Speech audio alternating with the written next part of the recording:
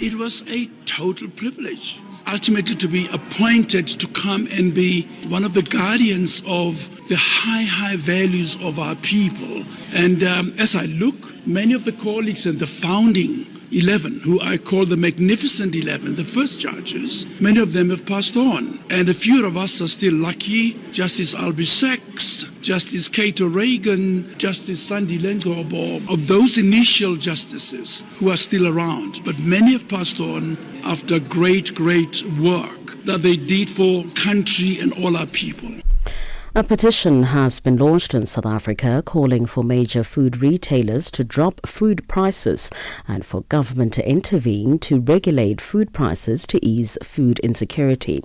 The project, driven by the human rights group United Against Hunger, aims to collect 100,000 signatures through a door-to-door campaign as concerns grow over food affordability in the country.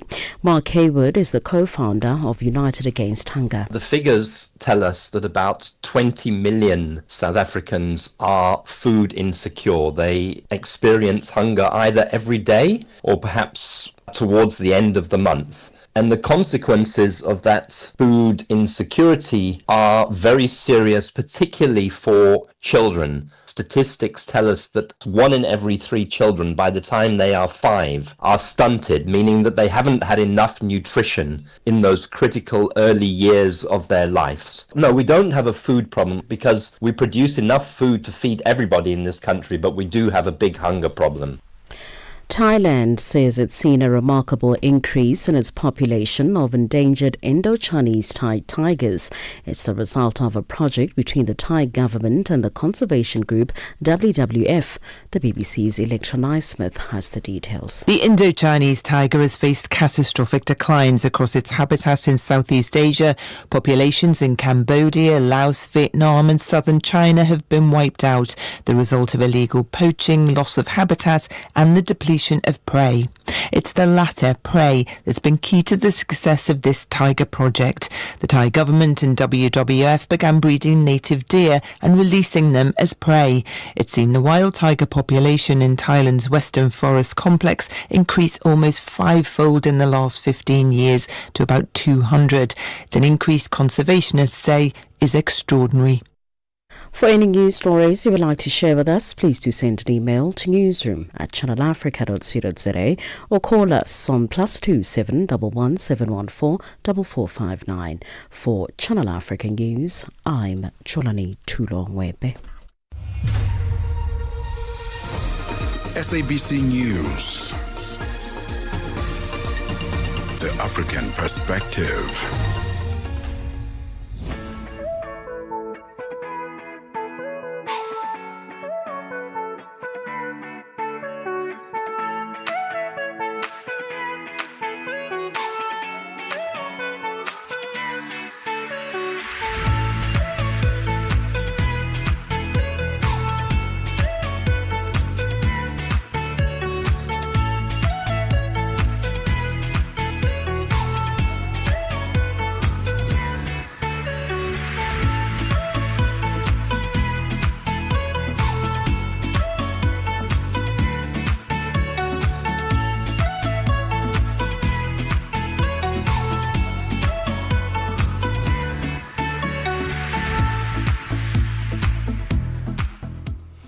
It is 6 minutes after 1 p.m. Central African time. Happy Friday! We've made it. It's a Friday. It's a Friday.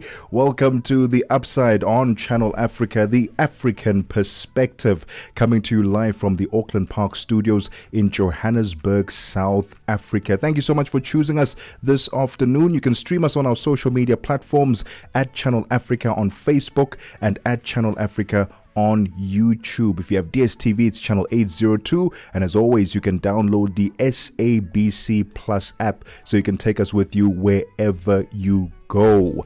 How's your Friday been so far? I know in South Africa it's only been a 4-day work week, Monday being a holiday. Are you excited that it's finally Friday? The weekend is upon us. What plans do you have?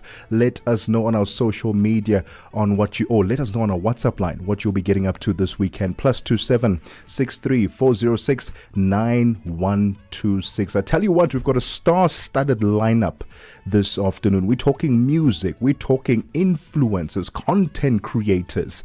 They'll be joining us live on the Upside this afternoon. First up, we get into conversation with from viral skits charging 500 Rand a promo to now creating a content empire. Titus, aka Molukhadi. You know him on social media, especially on TikTok, with over 800,000 followers. He'll be joining us this afternoon to tell us about his journey into the content creation space and what we can expect to see from him for the rest of the year and the journey that lies ahead. Our DJ mix this afternoon will be brought to you by DJ OB King, blending Afro tech with some spiritual healing. And then after that, we are joined by the multi-award winning K.O. as he takes us into the hustle of his latest album called Para City. We'll find out exactly what para means, because I know that across the African continent, not everyone knows. Just because you're from South Africa, maybe you know. But we'll be educating the rest of the continent what para means with his latest album. And then finally, we're joined by V Script as he debuts his global fusion Afro bounce with the infectious new single titled How You Move.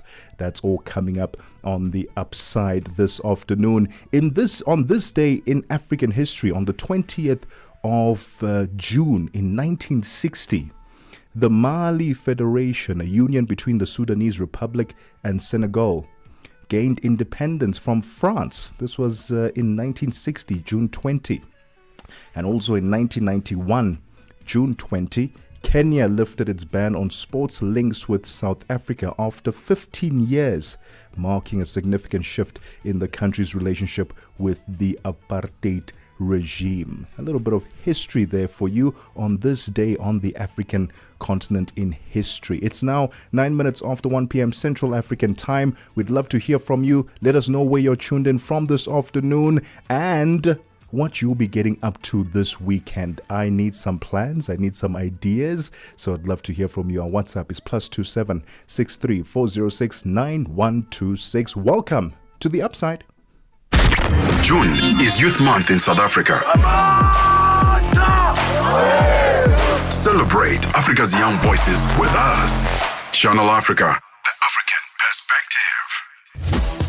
Você é fluente em português? É apaixonado por rádio e quer trabalhar na África do Sul? Você tem documentos que o qualificam para trabalhar na África do Sul?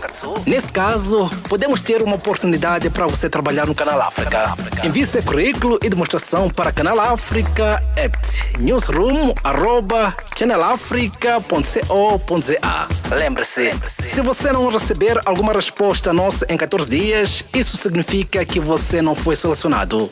Canal África, a perspectiva africana. Hi there. Do you want to elevate your business and give it a voice in South Africa and Africa as a whole?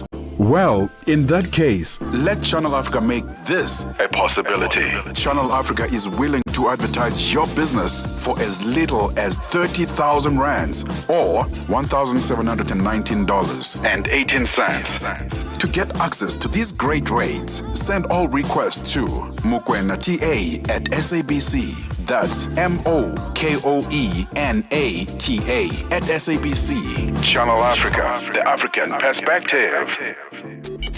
We take no sides, none whatsoever. We are the Upside.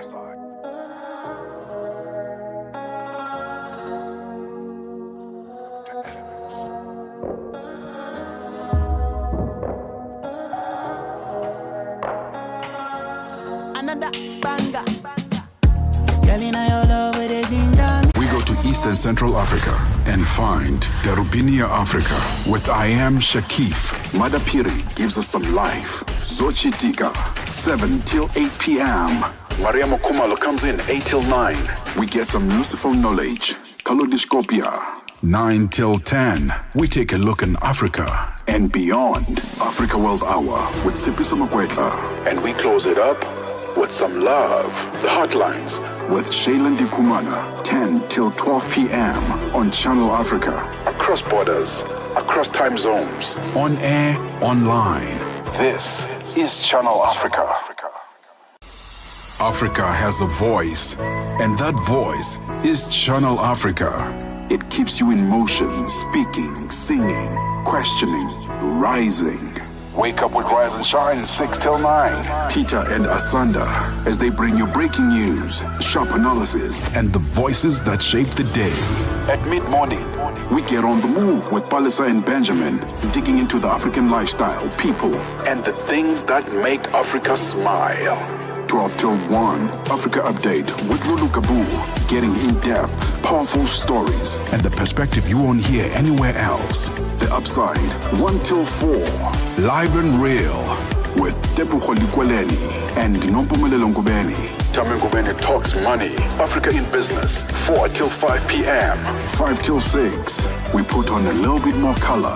Vue d'Afrique with Joel Muteba. We go to East and Central Africa and find Darubinia Africa with I Am Shakif. Madapiri gives us some life. Zochitika, 7 till 8 p.m. Maria Mokumalo comes in 8 till 9. We get some useful knowledge. Kalodiscopia. 9 till 10. We take a look in Africa and beyond. Africa World Hour with Sipiso Makwetla. And we close it up with some love. The Hotlines with Shailen Dikumana. 10 till 12 p.m. on Channel Africa. Across borders, across time zones. On air, online. This is Channel Africa. Africa has a voice, and that voice is Channel Africa. It keeps you in motion, speaking, singing, questioning, rising. Wake up with Rise and Shine 6 till 9. Peter and Asanda as they bring you breaking news, sharp analysis, and the voices that shape the day. At mid-morning, we get on the move with Palisa and Benjamin, digging into the African lifestyle, people, and the things that make Africa smile. 12 till 1, Africa Update with Lulu Kabu, getting in-depth, powerful stories, and the perspective you won't hear anywhere else. The Upside, 1 till 4, live and real, with Tebogo Lekhuleni and Nompumelelo Ngubeni. Tame Ngubeni talks with money. Ginger Me. Happy Friday. This is The Upside on Channel Africa, the African perspective, with me, Tebogo Lekhuleni, with you all the way to 4 p.m. Central African time. We're getting ready now to have our first conversation with an influencer of note. You've seen him on social media. You may have stumbled upon his videos as Mulkhadi. Titus Muko is joining us in a few minutes' time. If you have any questions for him, you've seen his work online, you've laughed out loud because of the incredible talent that he is, let me know. Send me a question or send him a question. I'll throw it onto him, obviously. +27 63 406 9126 is the WhatsApp line. And if you just want to appreciate him and say, hey, you're doing a bang up job and we love seeing the content that you are making, send it to him. I tell you what, content creators need to hear that. Sometimes they are just full of negativity. No one is saying anything good about them. Just send him a shout out and say, wow, your videos always make me laugh. That WhatsApp line again, +27 63 406 9126. We'll be getting into conversation with him in a minute's time. Don't go anywhere. It's 15 minutes after 1 p.m. Central African time. Get Channel Africa on DSTV Audio Bouquet. Channel 802. Big news from Channel Africa. Now you can listen and watch your favorite shows on Channel Africa. Channel Africa is streaming live on the internet on all our social media pages at Channel Africa 1. from 6 a.m. till 9 p.m. Central African Time. Download the SABC Plus app or visit our website www.channelafrica.co.za and stream us live on all our social media pages at Channel Africa 1. Channel Africa now streaming for your eyes and ears only. Channel Africa, the African perspective. Africa at Play with Neto and ETO Chairman. The Confederation of African Athletics, CAA President Mr. Hamad Kalkaba Malboum, talk to us about the state of athletics in Africa as it stands, and what picture are you looking at 5 years later? Yeah, athletics in Africa is strong. We are able to organize our major events in time. Like this year, we will have the under-20 and under-18 African Championship in Nigeria. Next year, we will have the senior in Ghana. In 2027, we will go back to Algeria to organize the under-18 and under-20. And then 2028, we will have the senior championship in Gaborone in Botswana. Well, by this program, we can increase our performance. And at the same time, we are considering the fact that within the British Federation, they are identifying young talent every year within the national program, within the scholarship championship. And so the athletics in Africa is in good standard. Live every Saturday and Sunday from 2 to 5 p.m. Central African Time.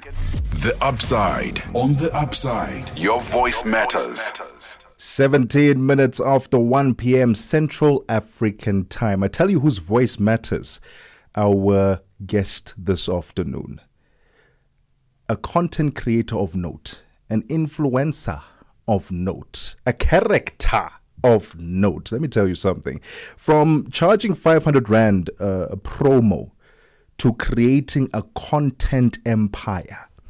In a world where overnight virality feels like a dream, Titus Muko, better known as Mulkhadi, proves that building an authentic brand takes more than just likes. What started, I'm going to say it again, listen carefully for those who are aspiring content creators. What started as a 500 Rand promotion has grown into a thriving content empire with over 1 million followers across the spectrum, corporate deals, and a voice that speaks to the everyday humor of South African life. Today, we go behind the skits, behind the characters, and into the journey of a man who's rewriting what's possible for content creators. Titus, aka Mulkhadi. Congratulations for your successes. Welcome to the Upside. Thank you so much, man. Thank you so much for having me. What a stunning introduction. I love it. Oh, thank you. So listen, that's all you. I didn't write that. That's all you, by the way. No, you did your research. Thank you so much. Tell us about your day. How has your day been so far? I know as content creators, you hardly have a break. You're constantly jumping from one collaboration to another. How has your day been so far? So far so good, man. I started off having an interview at Metro FM, and then I had to have this interview now. And then later on, I'm working with a campaign. I can't really name it right now, but the day is going really, really good. Oh, very exciting. I tell you what, I'm shocked that you are not wearing the wig, that whenever you go around, we don't see you in character, but we'll talk about it in a minute. It's 20 minutes after 1 p.m. Central African Time. We're currently in conversation with Titus Muko, aka Mulkhadi. You've seen his skits on social media. You've laughed out loud. Now we're having a conversation with the man behind the brand. Don't go anywhere. If you have any questions for him, +2763 406 9126.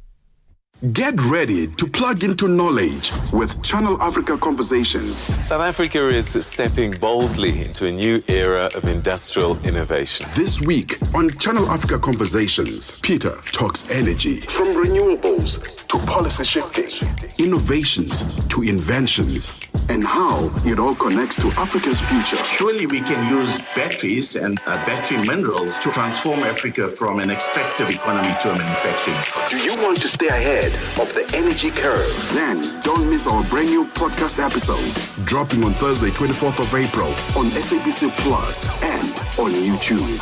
Channel Africa, the African perspective. We take no sides, none whatsoever. We are the Upside.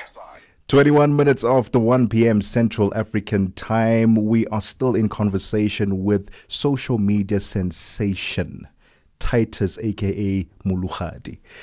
Titus, let's talk about your content creation journey. Where did it begin? And are you going to tell us that it was one of those COVID things as well and say, hey, during COVID it was tough and I started to create videos? Where did it begin for you? Dude, the craziest thing is that it didn't even start during COVID. It started prior, like before COVID. Oh, wow. But it's now that people are starting to realize my content through Mulukhadi. But I've been doing it ever since. Like when I was in matric, I was doing content. Yeah. And I used to post it on Facebook and Twitter. But I was doing like a different content. I was doing different characters, different elements and all of that. But last year when I started Mulukhadi, that's when it went boom. And people really resonated with the character. What is it about TikTok specifically that has gained that traction almost like overnight, accelerated? Because I would imagine posting it on Facebook or Instagram didn't gain as much traction as on TikTok. True.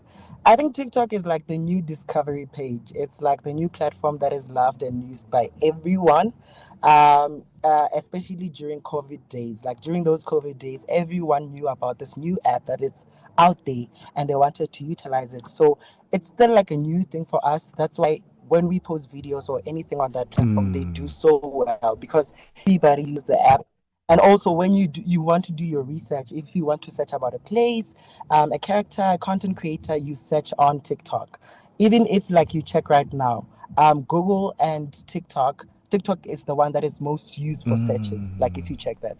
So I think that it really works for us because our content is, like, people from outside, they can see it through TikTok. So I think that's what makes it so good. Well, we are certainly grateful for TikTok because now we know about Mulukhadi. Tell us about the character. Mulukhadi came from where? Is it someone that you know or did you just create that character? Dude, okay, first of all, Mulukhadi is not my name. I think that's one thing that people have to realize. It's not my it's not my name, but Mulukhadi is a story that's being retold or that's like creating a new narrative for it, because growing up I used to have this best friend called Kopano, and every time when we would imitate people, we would use the same accent, the same gestures, the same all of that, the hyena, whatever. Yeah. And when I started the content last year, I was like, you know what, I always did that. Why don't I put it on social media and see how people receive it? And ever since I posted the first few videos, everyone is like, we know this girl. We've been with this girl to high schools.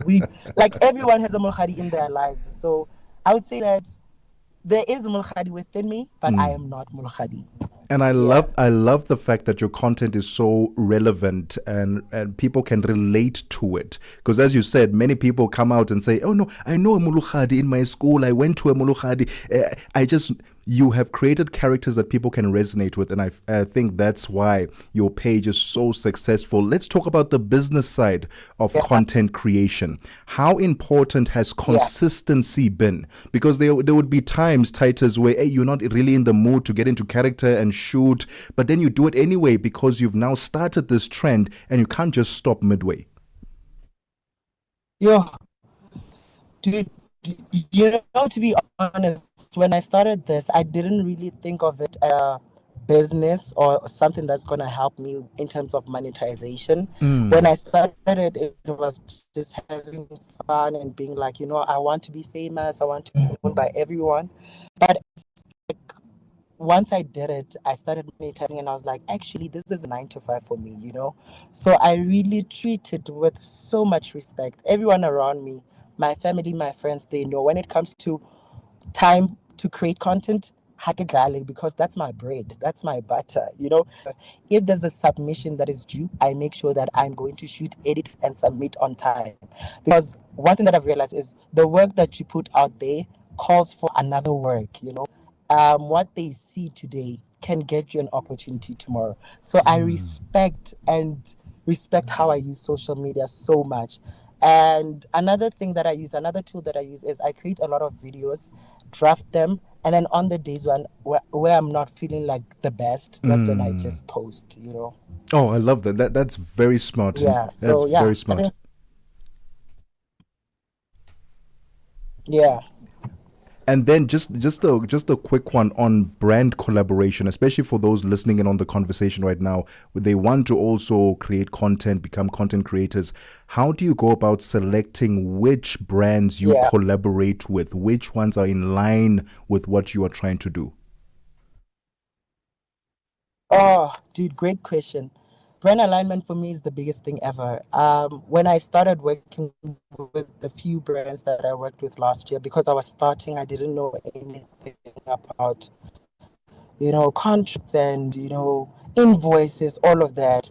I worked with every brand that approached me. But as time goes on, I realized that you have to be specific with brand alignment because it says so much about the person that you are, your brand, and the kind of content creator that you are. So I'm very specific. If you check every brand that I've worked, if it doesn't, I don't. I have declined because I know the repercussions of working with a campaign that doesn't align the person that you are. It can really affect you in the later run. It can really affect you.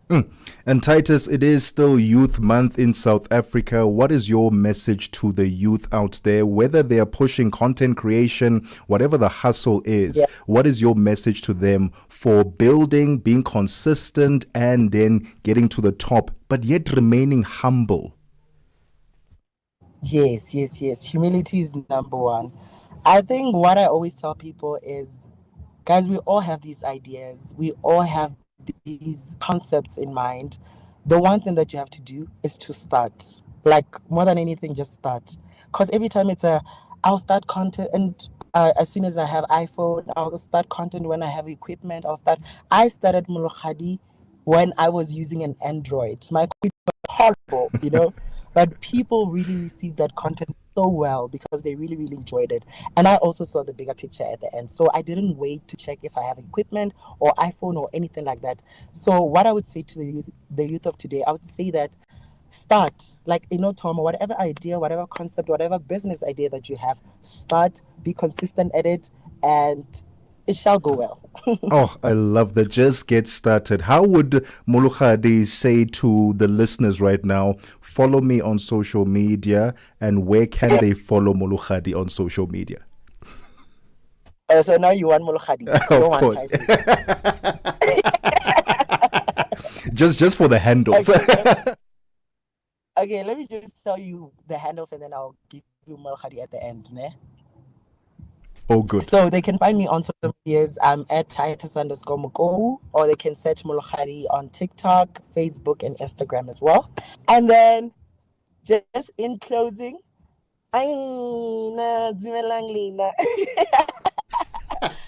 Molukhadi. Oh, Titus, you are an absolute legend. Thank you so much for your time this afternoon. May your star continue to shine and shine brighter and brighter. Let all the followers find you. I want to see you in the billions of followers. You must be the first to get to billion followers. Molukhadi Titus, thank you so much for your time. Having me. Thank you. The voice there of Titus Moko, aka Molukhadi. Go check him out on social media. My goodness me, if he has made you laugh through his character Molukhadi, go hit that like again. Go re-like that video that you like. If you're not following him, go follow him on social media. What a conversation. What a talent. 30 minutes after 1 p.m. Central African Time. Figile Lingwati has your sports news. Sports on Channel Africa. The African Perspective. Thank you, Tebogo. Good afternoon. We kick off with rugby news. The Springboks are the first to admit that the start to their international season will not be a conventional one. Owing to the British and the Irish Lions tour to Australia and the French tour to New Zealand, there is no top-tier rugby nation heading to South Africa. The Boks will start their season next Saturday against an unknown opponent in the form of the Barbarians. But the Boks have fostered a very competitive environment, saying they will maintain their high standard. Springbok players have assembled from around the globe. There are Boks playing in the United Rugby Championship, the English Premiership, and the Japanese League. Damien D. Allende is part of the Japanese contingent. He has achieved almost everything in the game, but the hunger is still there for the line-breaking center. I think a third World Cup would be would be great to finish off a long career. But for me, it's just the enjoyment of the rugby, especially playing in Japan. The game's a lot faster there compared to what I've played in the past in other leagues. So, for me, it's I know after achieving so much in rugby, sometimes it's you lose motivation. But for me, I think it's inspired me more personally. The Springboks' vast array of coaching staff is tasked with getting the very best out of a diverse group of players. Assistant coach Felix Jones says diversity in backgrounds, in age and in the different leagues is one of the Boks' strengths. Jones says the challenge is to harness that diversity, and when they get it right, the result speaks. The biggest difference with South Africa, in my experience, is the diversity with which we call upon people. So people from all over different parts of the country, from different backgrounds, that are playing rugby in different countries, younger guys, older guys. So I think that's probably the biggest difference, is that we were able to draw upon all those sources, if I can call it like that, and trying to boil it down and get it down to one thing is also a challenge, but it's also one of the great strengths, that when you get it right, it can be quite special. In athletics, a total 9 Kenyan athletes will be in action at the Chelsea Stadium as the 2025 Diamond League season enters its 8th stop at Meeting de Paris today. The big headliner on the night will be emerging steeplechase star Faith Cherotich, who will be seeking her 3rd Diamond League win this season as she lines up for the women's 3,000-meter steeplechase final at 10:23 Central African Time. In the absence of rival Winfred Yavi, the Kenyan youngster will duel off with Ugandan Perut Chemutai, who after a slow start in Doha last month took a win at the FBK Games in Hengelo 2 weeks ago. Cherotich will also be up against Ethiopia's duo of Lomi Muleta and Sembo Almayeo, as she also keeps an eye on reclaiming her world lead, which is now in the hands of Doris Lemgoli. Elsewhere in the women's 1,500-meter, Kenyan youngster Nelly Chepchichir will lead the hunt for her 3rd Diamond League victory this season after taking commanding wins in Doha and Rabat. 22-year-old will be joined by Olympian Susan Ejore, who narrowly missed out on a win in Doha before fading to 5th in Rome earlier this month. The duo, running in the last event of tonight at 11:50 Central African Time, will face the challenges of World Indoor Championship silver medalist Gemma Reiki, Great Britain's George Hunter Bell, who beat Mary Mora in Stockholm on Sunday, and Becky Halom. And finally, football news. Palmeiras tightened their grip on Group A of the Club World Cup after capitalizing on 2 second-half lapses to defeat Egypt's Al Ahly 2-0 on a night punctuated by thunder, video drama, and a near-hour-long weather delay. The Brazilian side, trophy hunting under long-serving coach Abel Ferreira, now need only a draw against Inter Miami to book a quarter-final place, while Africa's flag bearers must beat Porto and hope other results fall their way. For any sports stories you'd like to share with us, please do send an email to newsroom@channelafrica.co.za or call us on +2711 714 4459. This is Channel Africa Sport with me, Fikile Ngwati. Sports on Channel Africa. The African perspective. Africa in business on Channel Africa. An investigation by South Africa's non-profit organization Open Secrets has found that telecoms company MTN has played a role in shutting down the internet during elections and wars in Sudan, Cameroon, Iran, Afghanistan and Uganda, thus enabling governments to silence the opposition. Interestingly, this isn't just unique to MTN. I think the report also looks at Vodacom DRC as being a proponent of one of these violations, particularly in shutting down the internet during the elections in 2018 and 2019. Autocratic regimes are able to utilize the licenses that they have with these telecom companies, basically to, suppress political dissent. And the result is that many people are left without connectivity. And not only does this affect people's ability to communicate with their loved ones and access vital emergency services, but also at a very basic level of access to information. The Open Secrets investigator, Lu Forno Ntuli. Africa in business on Channel Africa, weekdays from 1 to 2 p.m. Central African Time. 36 minutes after 1 p.m. Central African Time. Let's head on over now to Nosipho Zuma, who has your business news.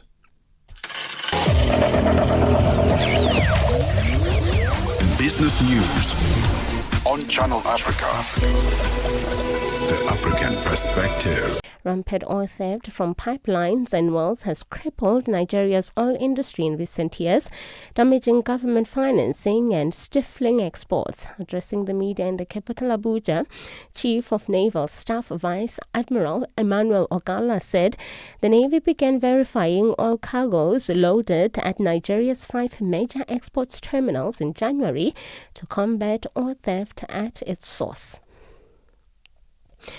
Mozambique's Energy Minister Estevão Pale says the government has not received a request from Total Energies to lift a force majeure declaration on its $20 billion liquefied natural gas project. However, he says that he is optimistic about the oil major's plan to resume its development this summer. Pale says the force majeure will be lifted as soon as the project's operator determines that conditions are in place to resume operations. There is an urgent need to address the connectivity challenges and implement new and emerging technologies, key solutions in small and developing states.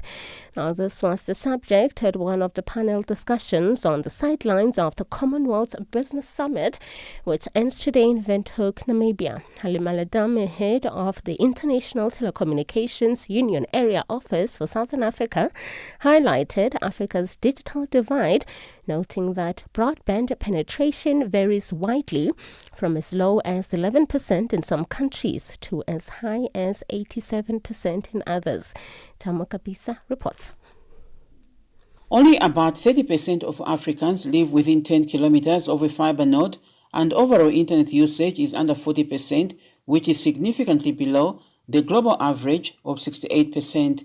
She emphasized that affordability remains a major barrier, with mobile broadband costs at around 4% and fixed broadband costs at 80% of average income, well above the 2% target set by the United Nations.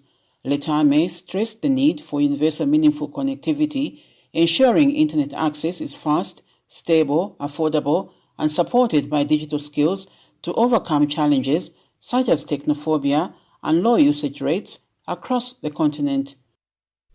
The third of the EU-African SME Summit is currently underway in Johannesburg, South Africa. This year's summit is focused on scaling Africa's sustainable future, leveraging the African Continental Free Trade Area and the European Union's Gateway Strategy.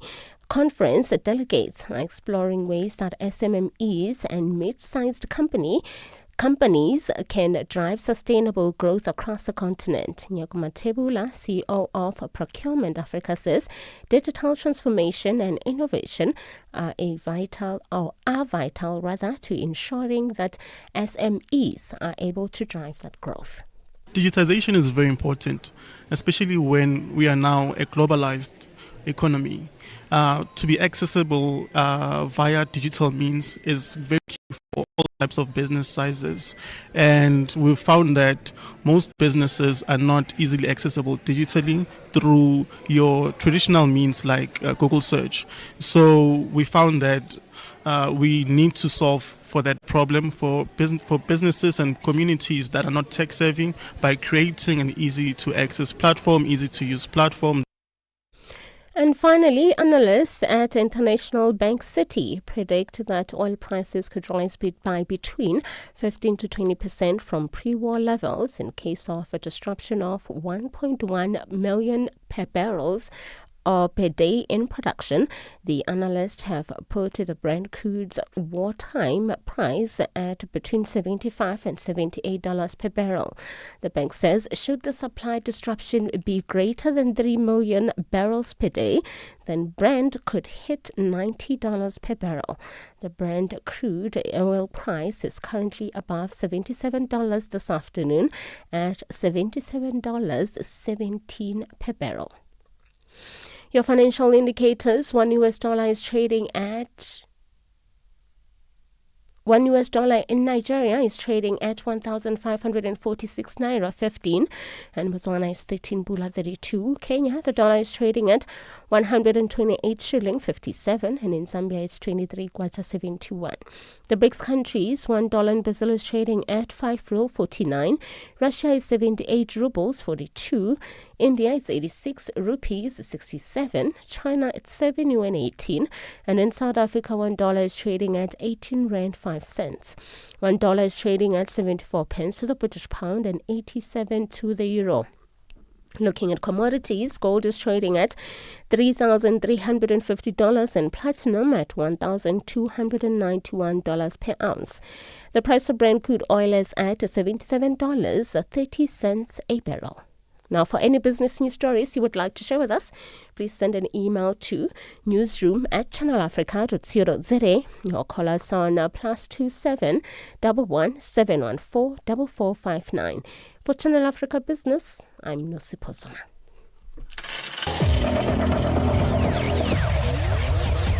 Business news on Channel Africa. The African perspective. Get the news, music, and lifestyle of Africa on Channel Africa, the African perspective. Embrace our young voices this month. Channel Africa, celebrating Youth Month. Grande nouvelle à Channel Africa. Vous pouvez désormais écouter et regarder vos émissions préférées sur Channel Africa. Diffuse maintenant en direct sur Internet et sur tous nos réseaux sociaux de 6h à 21h, heure d'Afrique centrale, sur Channel Africa 1. Téléchargez l'application SABC+ ou visitez notre site internet www.channelafrica.co.za et rejoignez-nous en direct sur toutes nos pages réseaux sociaux Channel Africa 1. Channel Africa est désormais en diffusion audiovisuelle uniquement pour le plaisir de vos yeux et vos oreilles. Channel Africa, la perspective africaine. No interruptions, just the music you love on Channel Africa. Africa in Business, 4 till 5 p.m. 5 till 6. We put on a little bit more color. Vue d'Afrique with Joël Moteba. We go to Eastern Central Africa and find Darubinia Africa with I Am Shakif. Madapiri gives us some life. Zochitika, 7 till 8 p.m. Mariamo Kumalo comes in 8 till 9. We get some useful knowledge. Kalodiscopia. 9 till 10, we take a look in Africa and beyond. Africa World Hour with Sipiso Makwetla. And we close it up with some love. The Hotlines with Shailen Dikumana. 10 till 12 p.m. on Channel Africa. Across borders, across time zones. On air, online. This is Channel Africa. Africa has a voice, and that voice is Channel Africa. It keeps you in motion, speaking, singing, questioning, rising. Wake up with Rise and Shine 6 till 9. Peter and Asanda as they bring you breaking news, sharp analysis, and the voices that shape the day. At mid-morning, we get on the move with Palisa and Benjamin, digging into the African lifestyle, people, and the things that make Africa smile. 12 till 1, Africa Update with Lulu Kabu, getting in-depth, powerful stories, and the perspective you won't hear anywhere else. The Upside, 1 till 4, live and real, with Tebogo Lekhuleni and Nompumelelo Ngubeni. Tame Ngubeni talks money. Africa in Business, 4 till 5 p.m. 5 till 6, we put on a little bit more color. Vue d'Afrique with Joël Moteba. We go to Eastern Central Africa and find Darubinia Africa with I Am Shakif. Madapiri gives us some life. Zochitika, 7 till 8 p.m. Mariamo Kumalo comes in 8 till 9. We get some useful knowledge. Kalodiscopia. 9 till 10, we take a look in Africa and beyond. Africa World Hour with Sipiso Makwetla. And we close it up with some love. The Hotlines with Shailen Dikumana. 10 till 12 p.m. on Channel Africa. Across borders, across time zones. On air, online.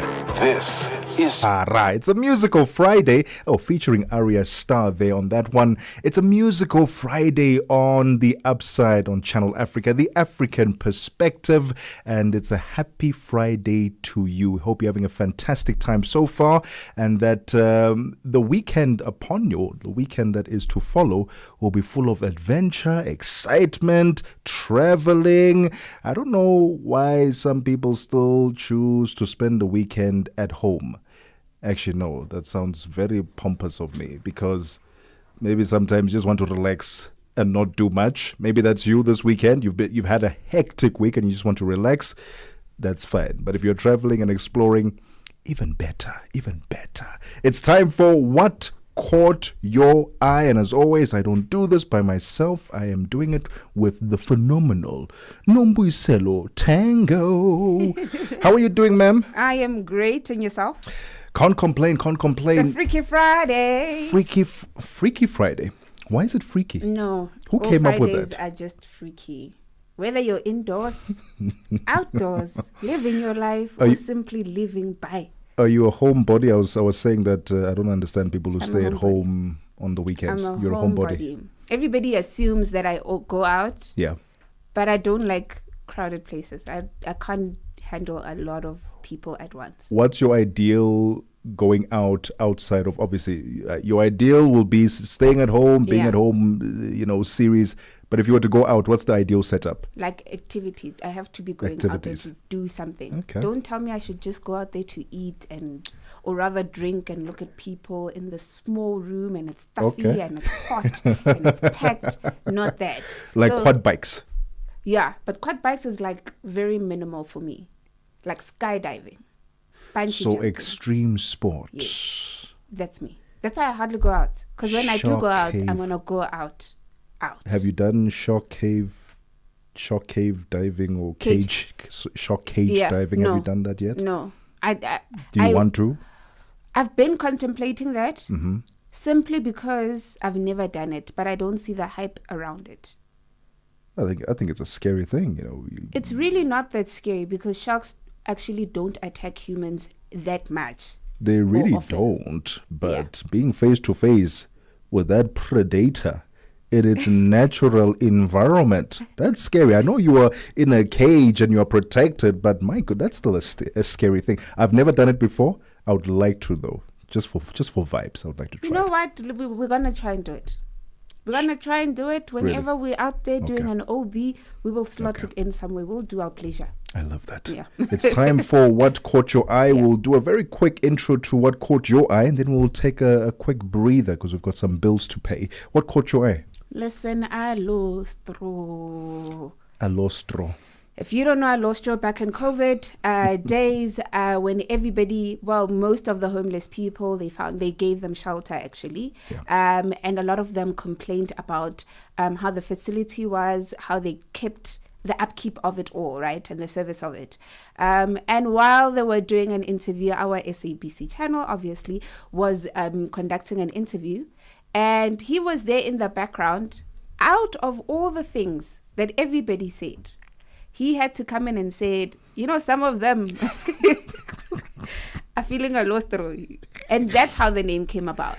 So obviously that gained attention of a lot of people. Yes. People found it funny. Yes. And he stuck out. So from that point on, people started recording him and we started to get to know who actually is Alostro. He's quite funny. Sense of humor is on point. And that's when people said, listen, let's see if we can assist. And the likes of DJ Gary and Lakdak, which is a rehabilitation center, took him in and tried to rehabilitate him. However, things didn't go as planned, and we'll come back. We'll tell you what she means by that. It's 10 minutes before 2 p.m. Central African time. Let's pay a bill or two. We are on Open Views Audio Bouquet. Channel 628. Zochitika ndi madaphiri. Kamlondola wa zochitika pena paliponse. Aphungu a nyumba ya malamulo mu dziko la Malawi akuchita zokambirana zawo pa zinthu zosiyanasiyana pambuyo pa nyumbayi kutsegulidwa masiku apitawo ndipo kondani Nyamasa ukali nafe pompano chiyambireni aphungu akukambirana masiku apitawo ndi zovuta ziti zomwe zachitika mu nyumba imeneyi ya malamulo. Ndingathe kunena kuti State of National Address imene a President Dr. Lazarus Chakwera akhala kuipereka mnyumba ya malamulo imeneyi idautsa mpungwepungwe kwambiri nyumbayi chifukwa pofika panopa mene ndikuyankhula pano ndiye kuti munafuna kubuka ndewu mnyumbayi a leader of the house olemekezeka Richard Kimwendo Banda kuyimirira kuyankha koma mopsa mtima zimene amayankhula phungu oyimira ku Blantyre City South East Osama Suleiman kunena kuti sona imene adapereka president pa 14 February ikuonetsa kuti palibe chilichonse cha zero chimene chidaperekedwa mu sona imeneyi akuti imene ayichotse. Zochitika ndi madaphiri. Lolemba mpaka lachisanu pa nthawi ya 7 koloko kufikira 8 koloko madzulo pa Channel Africa. The Upside, taking the African perspective to fresh levels. And who's coming to control the situation or anything that's going on in here? We're not even united, my friend. Others, they are sick, others, they have a low stroke. What is now? Okay, and the other issue, you spoke also about the lack of provision of food. Some guys whom we spoke to said that the last time they ate was yesterday. Yes. Coming to the issue of food, the government has appointed certain NGOs. It is now 8 minutes before 2 p.m. Central African time. That was the interview that introduced us to Alostro, giving him that name, and everyone started calling him Alostro. So you were telling us that there were people who were chiming in, trying to help him get off the streets. You mentioned about DJ Kari, gave him a whole makeover, dental, all these things. Yes. And then what happened? It seemed like the rehabilitation was actually working. Okay. They had made sure that he actually was earning a living, so he was working. So he had a job, okay. Yeah. Nice. I'm not sure if it was full-time, but he was working. Okay. That we're sure of. Yeah. Then he disappeared. He left. He says he left. He was okay and he left, which he has every right to, let's be honest. This after his first paycheck? It wasn't, I'm not sure if it was his first, but it was after a paycheck. But it was after a paycheck. Yes. Okay. All right. And listen, he took to social media and said, I am not lost. I simply left. And he took a puff and said, freedom, basically. But he has been struggling with Nyaupe addiction for 20 years. For a very long time, yeah. For a very long time. Yeah. And we've seen this happen so many times where where people, as well-meaning as they are, they try to help someone get off the streets, but when they are addicted to a drug or a substance like that for such a long time, it really is going to take a miracle to get them out of that. And it's going to take dedication, consistency, and patience. And I don't know if he had those or he was getting frustrated by being confined in those spaces.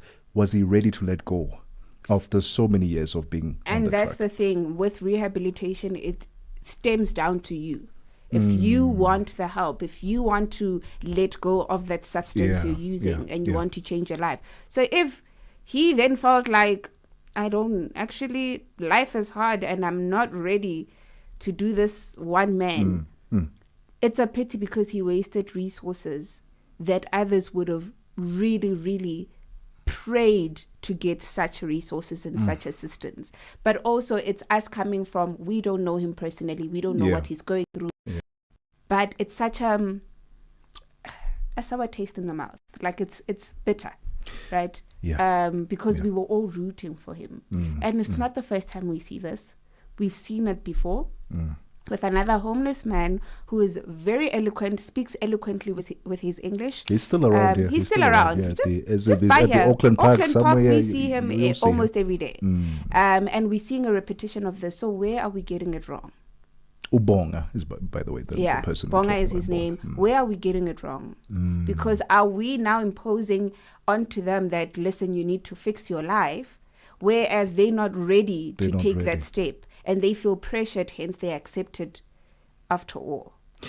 I'm not condoning, nor am I even making excuses. Yeah. I'm just saying for us, the public generally, for us not to get emotionally tied. Are we doing it wrong? I tell you what, so many people were invested in this, in his, I was as well. in I his actually rehabilitation. met him. You met him? I met him in person. Did he speak the proper English with you, the one that he uses during interviews? He saw I wouldn't understand. I'm not That's high level caliber English, as he is. People are so invested, and so when they saw him puffing that smoke a couple of days ago and posting about it, saying "freedom, I'm free," a lot of people went on to TikTok to comment, "Oh, but Alostro, where did it go wrong?" Some were saying, "Yeah, that's where he belongs. You guys were rushing him to do things that he was not ready for." Here's his response to what people had to say to him on TikTok or on X. Word of the day, begin the bazako. Word of the day, begin the bazako. Thank you, Khutes. Yeah. Thank you, Khutes. In a nutshell, he's saying, mind your own business. Just stop looking at mine and just... Yeah, but Nombuisel, what does this mean then? Should we not help people if we are seeing someone is struggling, and every single day I drive to work and I see someone consistently, every single day I see him asking for money, asking for whatever, should I then not help and say, okay, maybe I can take him somewhere to a shelter, give him some clothes? Does that mean that I shouldn't do that anymore? Or not anymore, not that I do it now. But does that mean that we shouldn't do that? Should we not overextend ourselves because we are seeing it? There's nothing wrong with extending. But when the person does not want the help, we can't then say, oh my word. He doesn't want the help. It's that straightforward. Hey, well, let's move on to another what caught your eye very quickly. Tyler. Make me sweat. Make me warm. Tyler will be hosting the Nickelodeon Kids' Choice Awards tomorrow, the 38th annual ceremony. And she does so by becoming the first African performing artist to host the Nickelodeon Awards. This girl.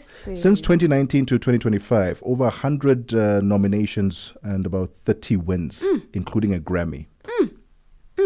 There are people who work a lifetime to achieve those numbers. In about 5-6 years, she's achieved that. And now she's going to be hosting the Nickelodeon Kids' Choice Awards. She's doing a lot of firsts, if you've actually paid attention. She's big. And I think that's her strategy. Yeah.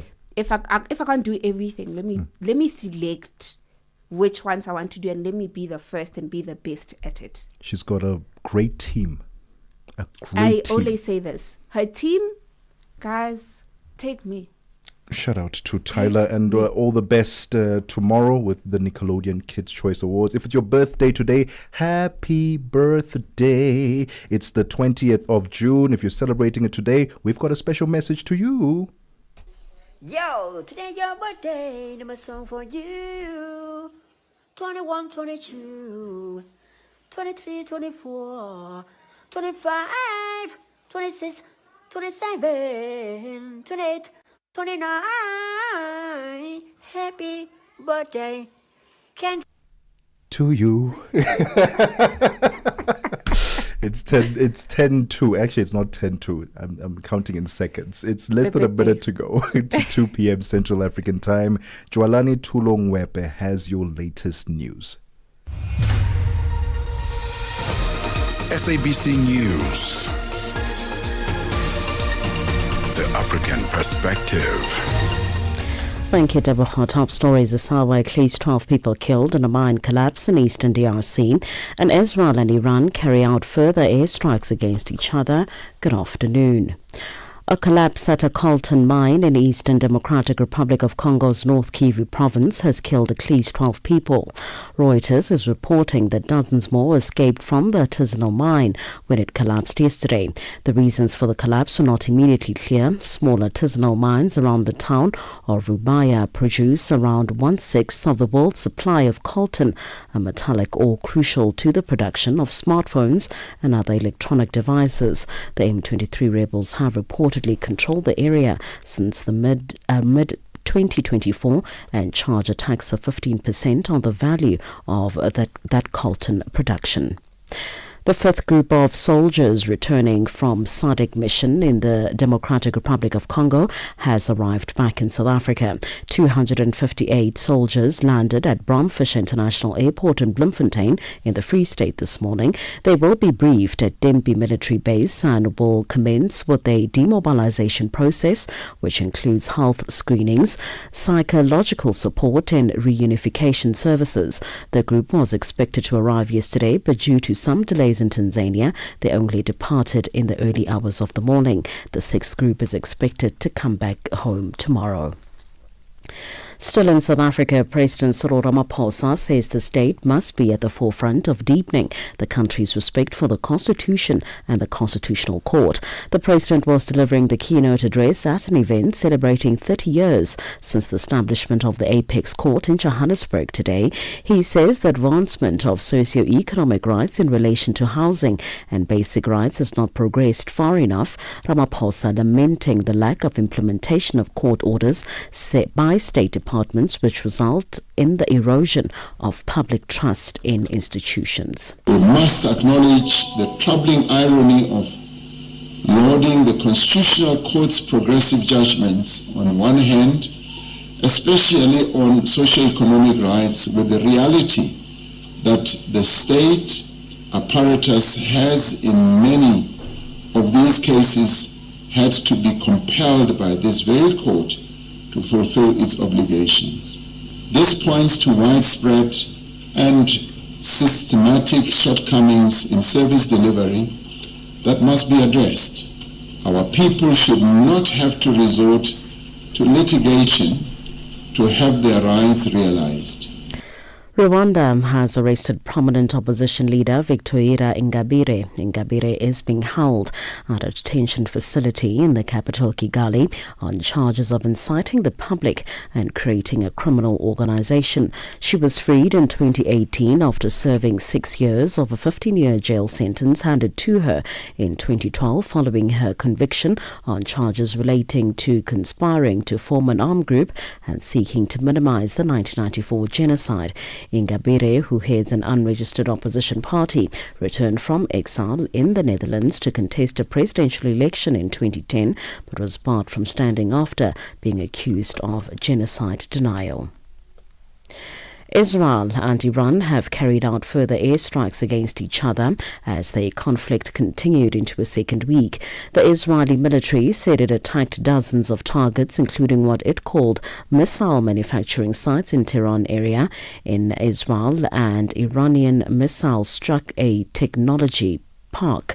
The BBC's Dan Johnson has more. The Iron Dome system has been so much talked about and has been so effective, particularly against the rockets that Hamas was firing from Gaza, that the expectation has built up that Israel's air defences are almost impenetrable. Whether the reality is, when we're talking about ballistic missiles, not just rockets, that are coming from much further afield, thousands of miles away in Iran, it's a different system that is in action. It's not the Iron Dome. It is the Arrow defence system, which works slightly differently. It's effective in its own way, but not 100%. None of these systems are 100% effective.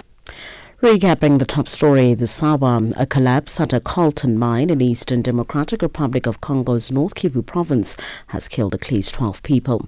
For any news stories you would like to share with us, please do send an email to newsroom@channelafrica.co.za or call us on +27 11 714 4459. For Channel Africa News, I'm Jolani Tulongwebe. SABC News. The African Perspective.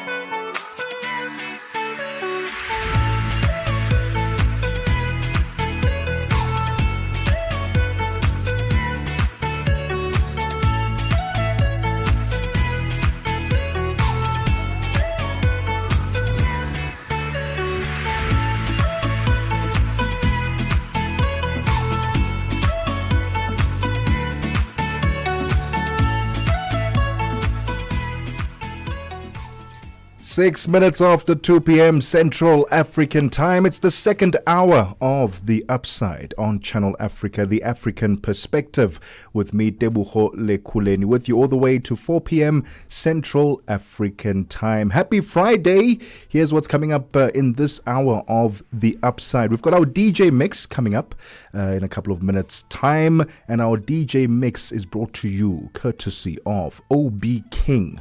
From the township of Alexandra to global stages, DJ and producer O.B. King will be giving us our DJ mix this afternoon. We'll have a quick chat with him before we get into the mix. Let's celebrate African excellence. Earlier, we were talking about Tyler hosting the Nickelodeon Kids' Choice Awards tomorrow, becoming the first African artist or African performing artist to do so. And then another round of applause needs to go to Nomzamo Mbatha. Nomzamo Mbatha has become officially the first ever South African ambassador of the iconic American hair care brand called Creme of Nature. They're expanding into South Africa, and guess who is going to be their ambassador? Nomzamo Mbatha. Congratulations to her. African excellence. It's beautiful to see. Beautiful to see. It's now 7 minutes after 2 p.m. Central African Time. Yesterday, we played you a little clip from the Ugandan Parliament, and I had said that, nowadays you hardly need to go to stand-up comedy clubs to get entertainment and comedy and laugh out loud. Now you can just simply watch parliamentary proceedings across the African continent, not just yesterday in Uganda. Today, we are visiting South Africa. Let's listen in on what's happening in Parliament in South Africa. Try not to laugh. Mr. Speaker, What's the point of order? can the previous speaker please withdraw the word anarchy? No, that's a political statement. Can he please withdraw, because he said the EFF were anarchists? Honorable member, that's a political statement. There's nothing wrong with it. No, Deputy Speaker. No. You can debate that outside, not now, please, or when you have a chance to speak. Okay, it's That's fine. not a procedural issue and so on, yeah. Deputy Speaker, you're an anarchist. Sorry? You're an anarchist. Me? Yes. Okay, honorable member, you withdraw that now. Oh, why? Honorable member. Why must I withdraw? You say he must not withdraw. Why must I withdraw when I say to you? You said he must not withdraw, but I must withdraw when it comes to you. Honorable member, let me explain to you why. Because you don't understand the rules. Honorable It was member. a political statement. Honorable member. That's what you said. Honorable member, statement. you will withdraw that statement. But it was a political statement. Honorable member, I'm a presiding officer in the House. You have to withdraw that statement, please. Honorable Deputy Speaker, you have said to him it's a political Honorable statement. member. I'm saying to me it's Honorable a political member. statement. Same thing. What's Take your seat. Take your seat. It is now 9 minutes after 2 p.m. Central African Time. Welcome to the second hour of The Upside. Channel Africa, your voice, your sound, and your home. Stay logged right here. Hey guys, question. Have you thought about what happens between 9 o'clock until midday, Saturday and Sunday? Well, it's me. Those that know me call me the fun police, and I'm that girl, that voice on your radio. My name is Pule Mulebadzi. I'm all about the finer things in life. Where to go, what to wear, who to see, and ultimately what to do. Aspire to bring you the best in travel, entertainment, with a dash or maybe a dose of laughter. And then of course we switch things up a bit when we look at technology. I love what's happening with AI, because you blink, something new pops up. So the challenge is constantly there. I'm learning every single time on the show. So catch me every single Saturday and Sunday at 9 a.m. until 12 midday Central African Time, Baba. Your afternoons just got even better. Fresh and exciting. The Upside, hooking you up with today's news from an African perspective.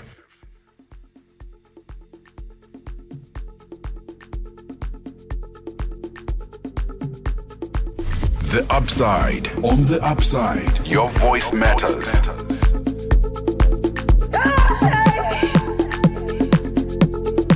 Channel Africa. Africa has a voice, and that voice is Channel Africa. It keeps you in motion, speaking, singing, questioning, rising. Wake up with Rise and Shine 6 till 9. Peter and Asanda as they bring you breaking news, sharp analysis, and the voices that shape the day. At mid-morning, we get on the move with Palisa and Benjamin, digging into the African lifestyle, people, and the things that make Africa smile. 12 till 1, Africa Update with Lulu Kabu, getting in-depth, powerful stories, and the perspective you won't hear anywhere else. The Upside, 1 till 4, live and real, with Tebogo Lekhuleni and Nompumelelo Ngubeni. Tame Ngubeni talks money, Africa in business, 4 till 5 p.m. 5 till 6, we put on a little bit more color. Vue d'Afrique with Joël Moteba. We go to East and Central Africa and find Darubinia Africa with I Am Shakif. Madapiri gives us some life. Zochi Tika, 7 till 8 p.m. Maria Mokumalo comes in 8 till 9. We get some useful knowledge. Kalodiscopia. 9 till 10. We take a look in Africa and beyond. Africa World Hour with Sipiso Makwetla. And we close it up with some love. The Hotlines with Shailen Dikumana. 10 till 12 p.m. on Channel Africa. Across borders, across time zones. On air, online. This is Channel Africa. Africa has a voice, and that voice is Channel Africa. It keeps you in motion, speaking, singing, questioning, rising. Wake up with Rise and Shine 6 till 9. Peter and Asanda as they bring you breaking news, sharp analysis, and the voices that shape the day. At mid-morning, we get on the move with Palisa and Benjamin, digging into the African lifestyle, people, and the things that make Africa smile. 12 till 1, Africa Update with Lulu Kabu, getting in-depth, powerful stories, and the perspective you won't hear anywhere else. The Upside, 1 till 4, live and real, with Tebogo Lekhuleni and Nompumelelo Ngubeni. Tame Ngubeni talks money, Africa in business, 4 till 5 p.m. 5 till 6, we put on a little bit more color. Vue d'Afrique with Joël Moteba. We go to East and Central Africa and find Darubinia Africa with I Am Shakif. Madapiri gives us some life. Zochi Tika, 7 till 8 p.m. Maria Mokumalo comes in 8 till 9. We get some useful knowledge. Kalodiscopia. 9 till 10. We take a look in Africa and beyond. Africa World Hour with Sipiso Makwetla. And we close it up with some love. The Hotlines with Shailen Dikumana. 10 till 12 p.m. on Channel Africa. Across borders, across time zones. On air, online. This is Channel Africa. Africa has a voice, and that voice is Channel Africa. It keeps you in motion, speaking, singing, questioning, rising. Wake up with Rise and Shine 6 till 9. Peter and Asanda as they bring you breaking news, sharp analysis, and the voices that shape the day. At mid-morning, we get on the move with Palisa and Benjamin, digging into the African lifestyle, people, and the things that make Africa smile. 12 till 1, Africa Update with Lulu Kabu, getting in-depth, powerful stories. Is now on the line. From the township of Alexandra to the global stage, DJ and producer O.B. King is blending the soul of Africa with the pulse of modern Afro tech. His debut single, Dear God, the one you just heard there, fusing prayer, poetry, and powerful beats, showcasing a sound that both moves your feet and stirs your spirit. And today, we step into the rhythm of healing culture and Afro excellence with O.B. King. O.B., thank you so much for your time and welcome to The Upside. Zangwana, thank you so much for having me, man. How has your day been so far, my guy? My day has been hell. My day has just been hell. It has been up and down. I've been running up and down. I've never ran like this before. Since in the morning. But anyways, we're here. We're here. By the grace of God, we are here. Well, that's what happens when you release such bangers of a song, because now everyone wants a piece of you. Talk to us about not just the inspiration behind Dear God, but your inspiration into music itself, because you are new into the Afro-tech space. You are already making waves. Last year, you released Veins, and now Dear God. Let's talk about your personal journey into the Afro-tech space. So yeah, man, this started when I was a kid. I grew up listening to tribal music, and I think I actually grew up listening to the same taste of music. Tribal has like Afro house and all of that. Yeah. So that actually inspired me to get inside the Afro house, Afro tech scene, and gladly I've always been like so consistent when it comes to that particular genre, that made me focus on it so much that I just never want to leave any space out of it. That's what I specialize in, actually. Who were the artists you were listening to at the time? Because you were very consistent, yes, but who were the people that you were looking up to at the time? I actually used to listen to Tule the Song. Tule the Song inspired me. I used to listen to the likes of Bujo Mujo, DJ Sianda, DJ Christos, Vinny Da Vinci, Shimza also used to have like a whole lot of mixes each and every week, YTKO days. So that actually inspired me to actually do more when it comes to the Afro house, Afro tech scene. I tell you what, and there's a sound that Afro-tech has that's very global. Is that also the reason why you decided to go into it? Because yes, when you listen to Afro-tech, you're like, hey, this can feature on any dance floor in Europe, in the US, in China, anywhere and everywhere. Was that the reason? That was the reason why, because we've got like a whole lot of sounds, and we are not like boxed into some tiny box that says you need to focus on a certain sound, you need to do this. And for me, other genres sound the same to me, but with Afro house, Afro tech, we've got different sounds that we can share in one project. We've got your synthesizers, we've got percussions, we've got blacks, we've got drums inside. So yeah, man, that made me want to stay with the sound and be consistent with the sound. We are currently in conversation with the Afro-tech Rising King, OB King. It is 19 minutes after 2 p.m. Central African time to talk to us about his latest release, Dear God with Jessica Mbangeni. We'll continue the conversation right after this. If you have any questions for him, because he will also be sharing our DJ mix this afternoon, and I can't wait what he's mixed up for the upside. +27 63 406 9126 is the WhatsApp line if you'd like to get in touch with him. Don't go anywhere. The conversation continues right after this. Call us on +27 63 406 9126 and contribute to the conversation. Africa in Song with Tebogo Lekhuleni. This song has a line that I love so much in the isiXhosa language. It says, "Andinayo nesentem daga." So I went down to the Eastern Cape. So I went to Yanga and said, Yanga, tell me here, what does andinayo nesentem daga mean? If I say andinayo nesentem daga, it means that I do not have any money on me. I do not have money to give to you. Interesting, because in Chivenda I would just say atinana peni ndo cherumwe.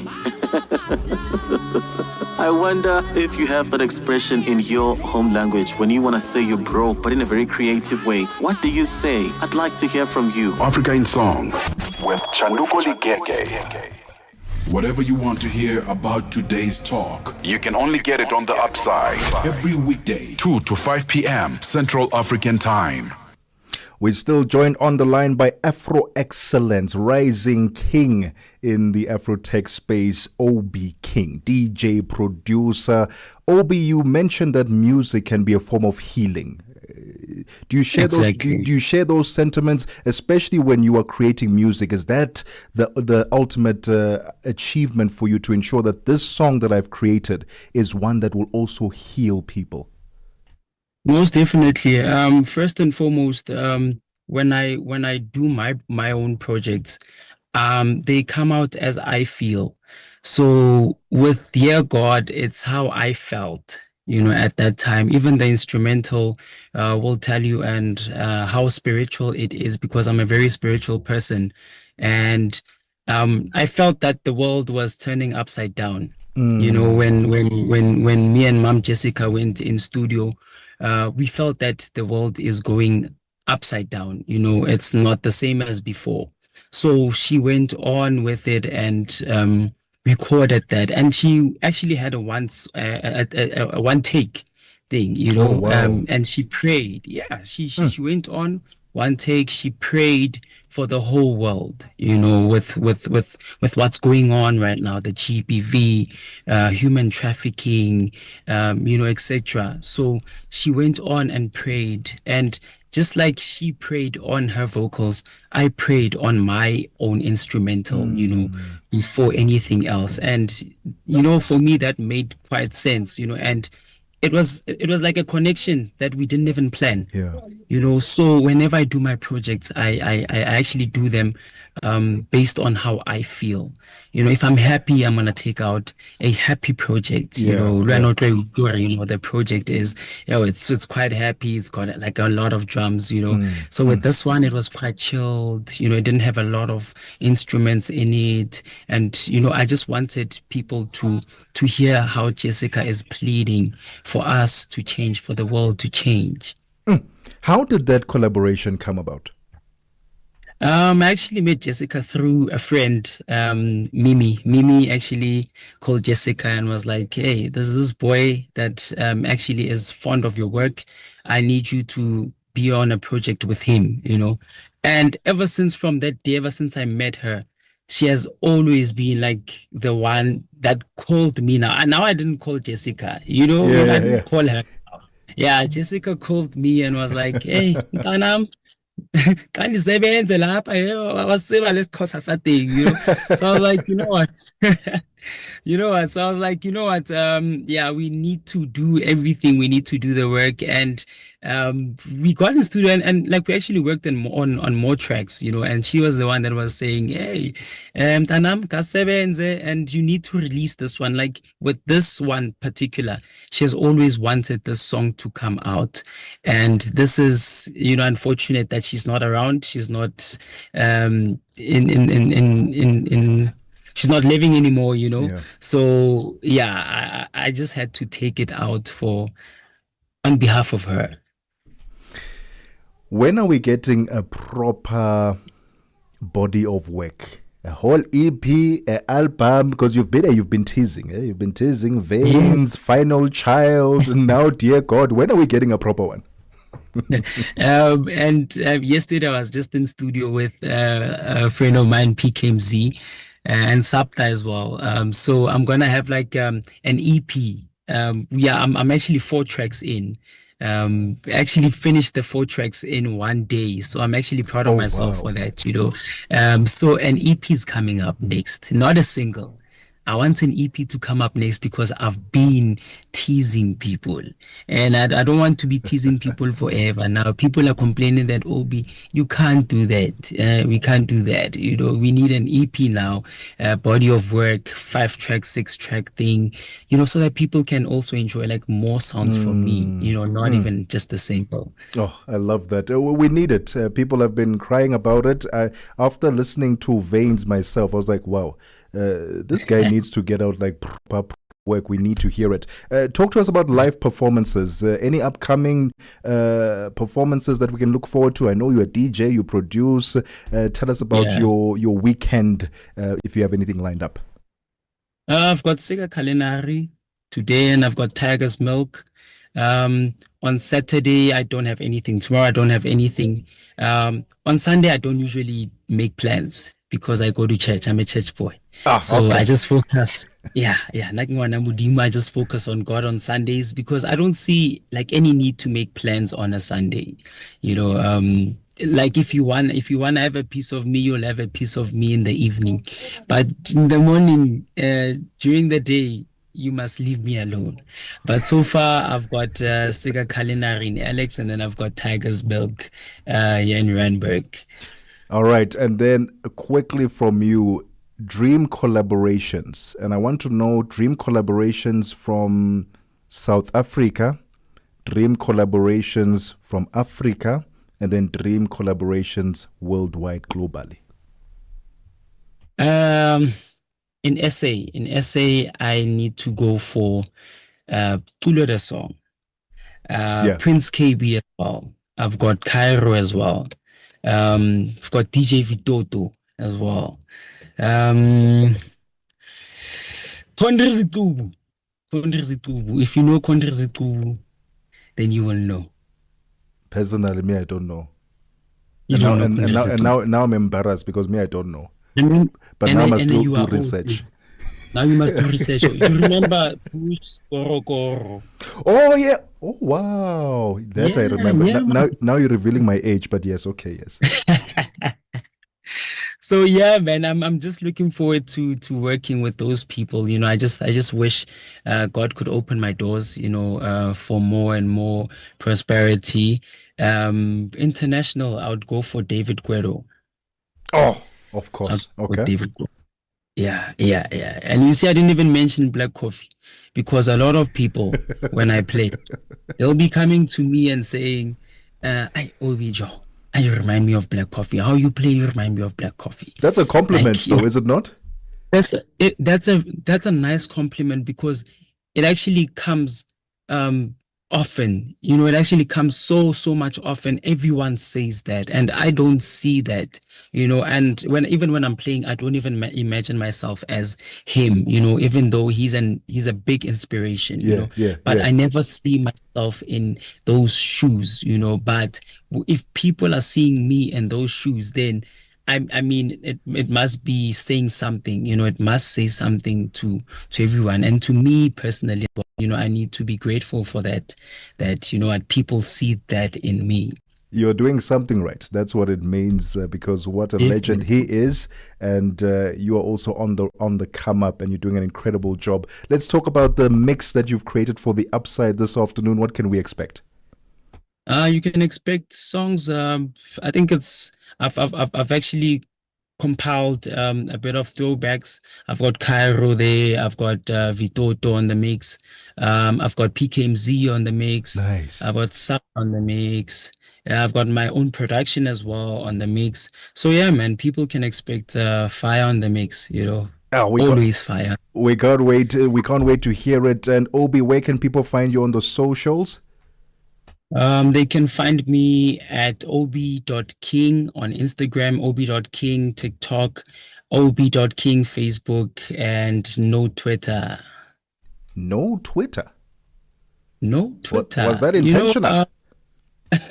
The story about Twitter, I had Twitter before. I had like a lot of followers, everything was going well with Twitter. And then I forgot my password.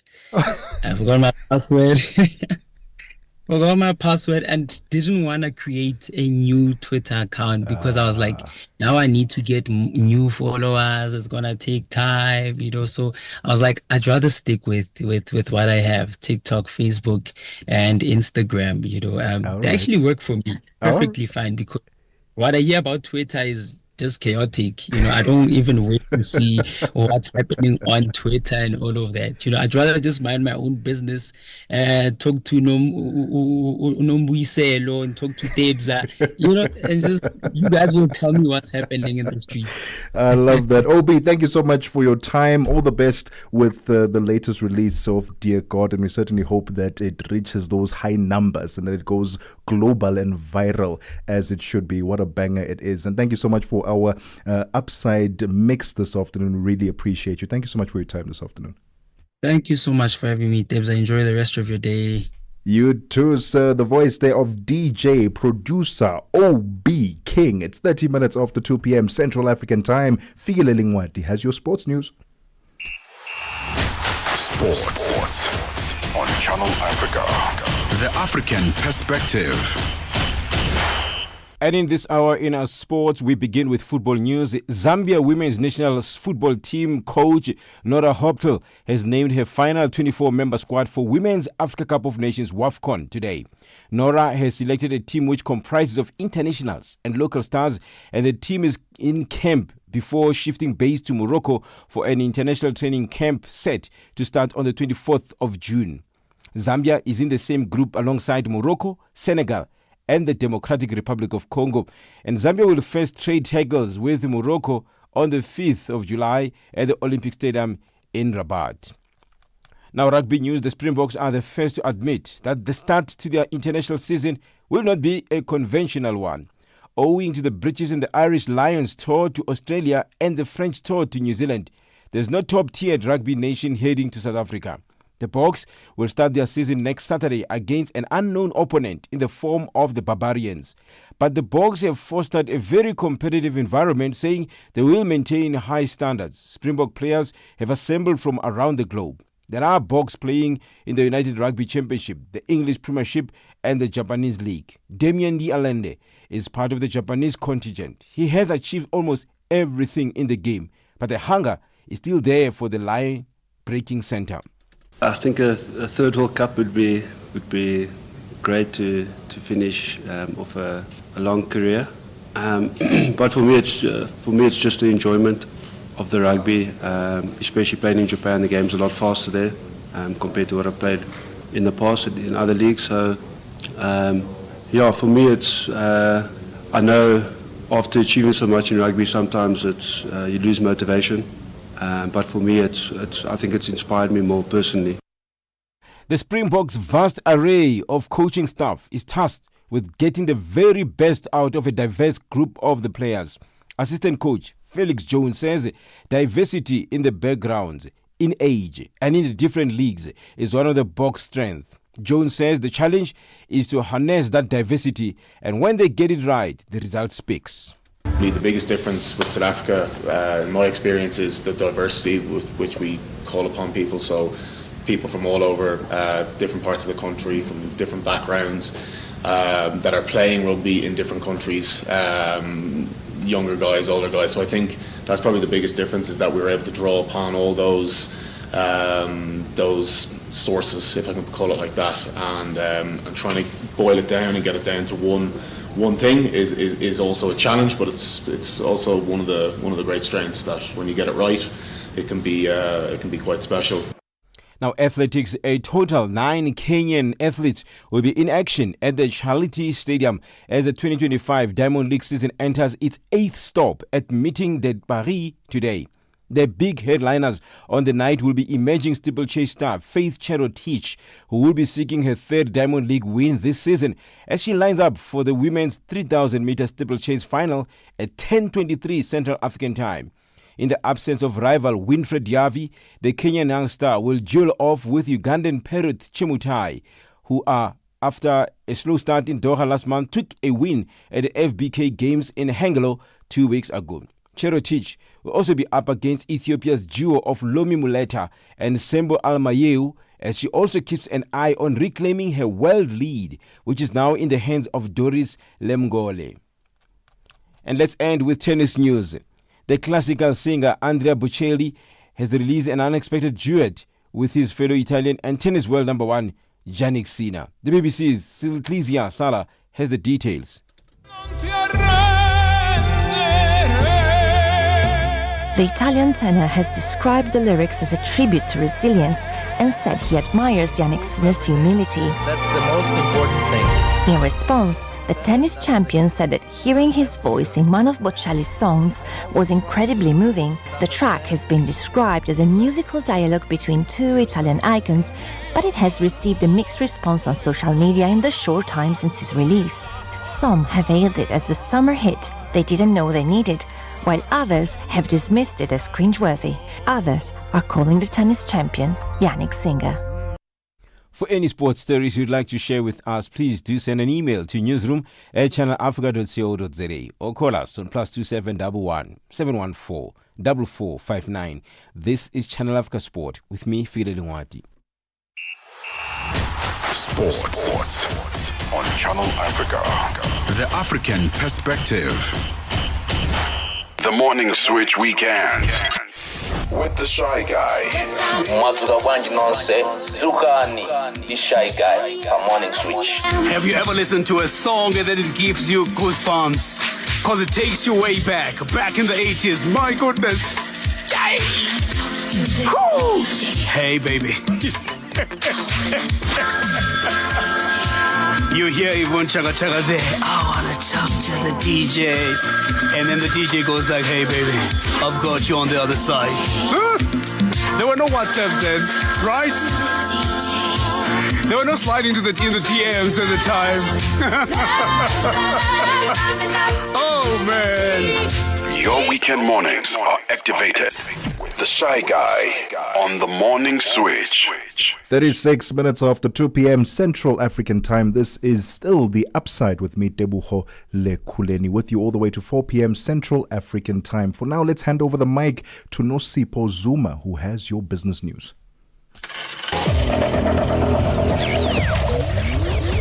Business news on Channel Africa. The African perspective. Thank you, Tebogo. Good afternoon. In your business news, the SAWA, the Permanent Secretary in Nigeria's Ministry of Industry, Trade and Investment, Ambassador Nura Abarimi, has affirmed Nigeria's strong support for the Commonwealth initiative aimed at harmonizing digital trade rules. He was speaking at the closing ceremony of the 3-day Commonwealth Business Summit, which was taking place in the Namibian capital city of Windhoek. He emphasized, however, that the initiative must consider the economic, financial and developmental needs of developing countries to facilitate their effective integration into the global digital economy. As part of Nigeria's ongoing reforms to establish our microeconomic stability and ensure inclusive growth, the Nigeria Customs Services has commenced trade modernization project, which includes full automation of imports, exports, and transit procedure, including documentation. The economic benefit of this transformation has led to over 135% increase in our revenue over the previous year. Heineken has lost operational control and withdrawn its staff from its facilities in conflict-affected areas of the Eastern Democratic Republic of Congo. Now, in March, the beverages giant said that its operations in 3 eastern cities would remain suspended until it was safe to reopen after some of its breweries were hit and its depot raided during fighting between the army and the rebels. But on Friday, the beer maker said the situation had deteriorated further and that armed personnel had taken control of its facilities in Bukavu and Goma. Eastern Congo's 2 biggest cities are now under control or under rebel control and nearby areas. Sisi Sekhalo reports.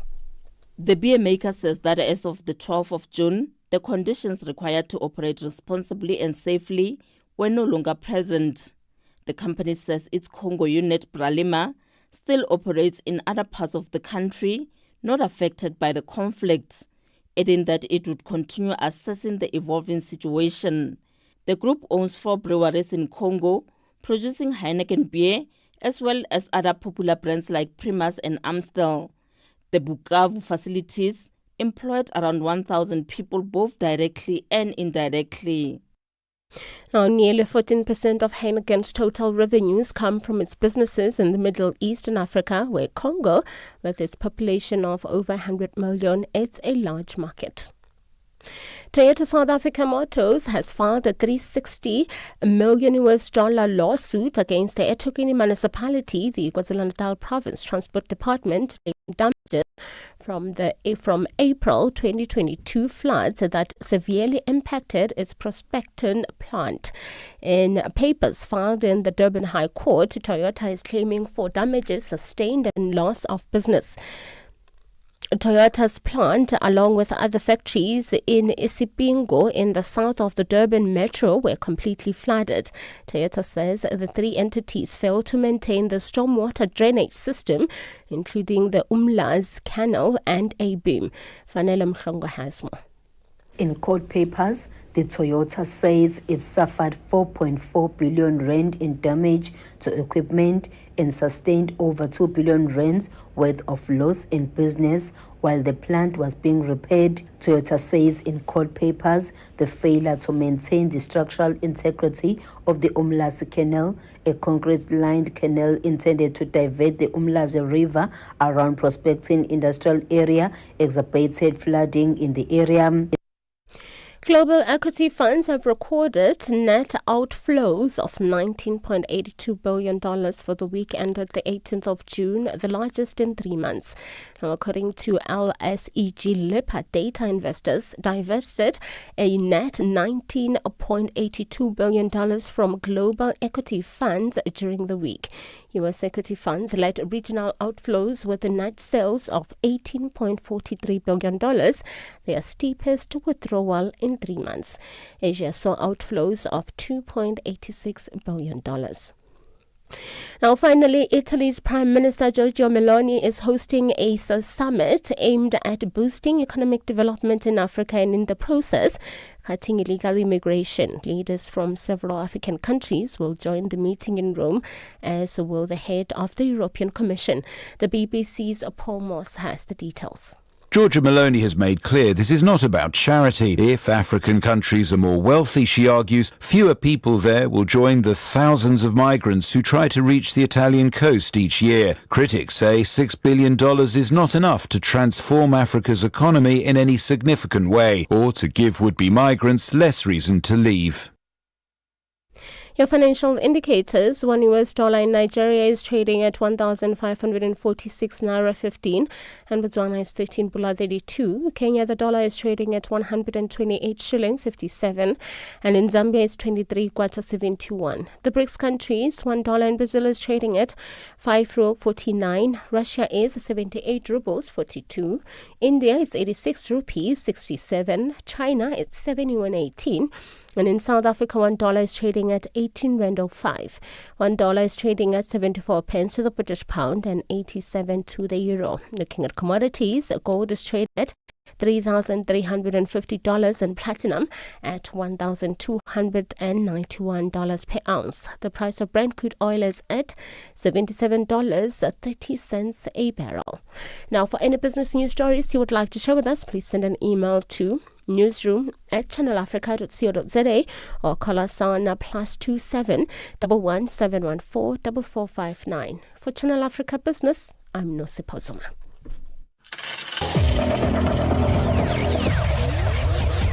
Business news on Channel Africa. The African perspective. Midday vibes, great programming, and good company. This is Channel Africa.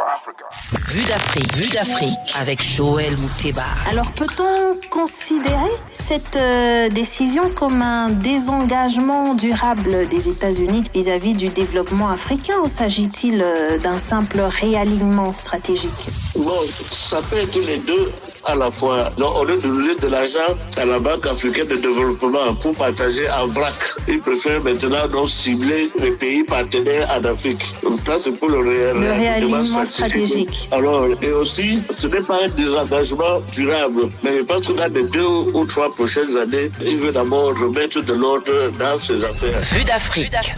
Du lundi au vendredi de 15h à 16h, temps universel. Let the upside transport you from Cape to Cairo every weekday from 2 to 5 p.m. Central African Time.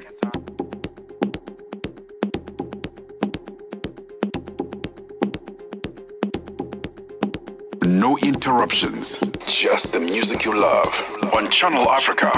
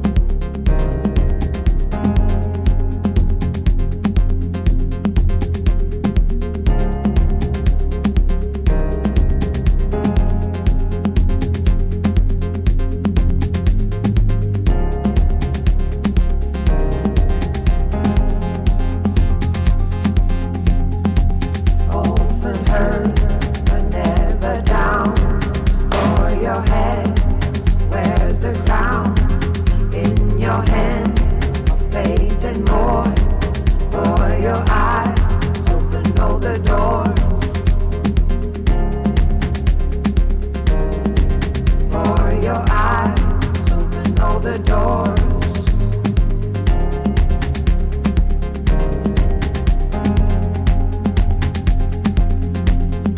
You grew a seed of endless hope.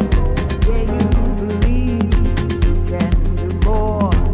It is time to face the truth. The gentle soul shall break the rules.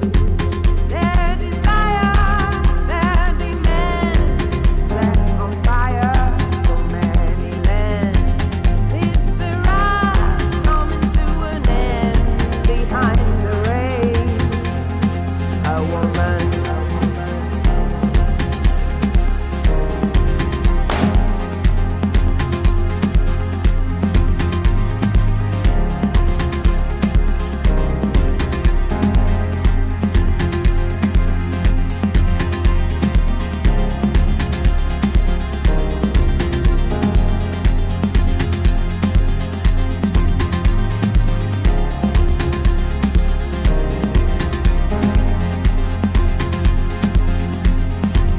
Open hurt, but never down.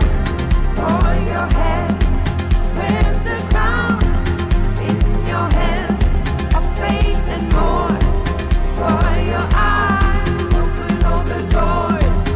Open hurt, but never down. For your head, where's the crown? In your hands, of faith and more. For your eyes, open all the doors.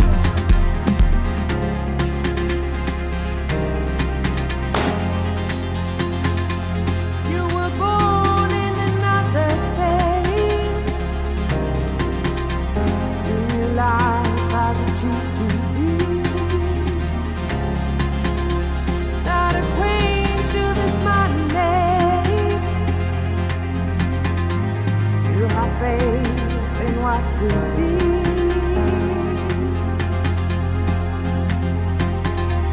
Often hurt but never down. For your head, where's the crown? In your hands are faith and more. For your eyes, open up the door. Behind the veil. The Upside. On the Upside, your voice matters.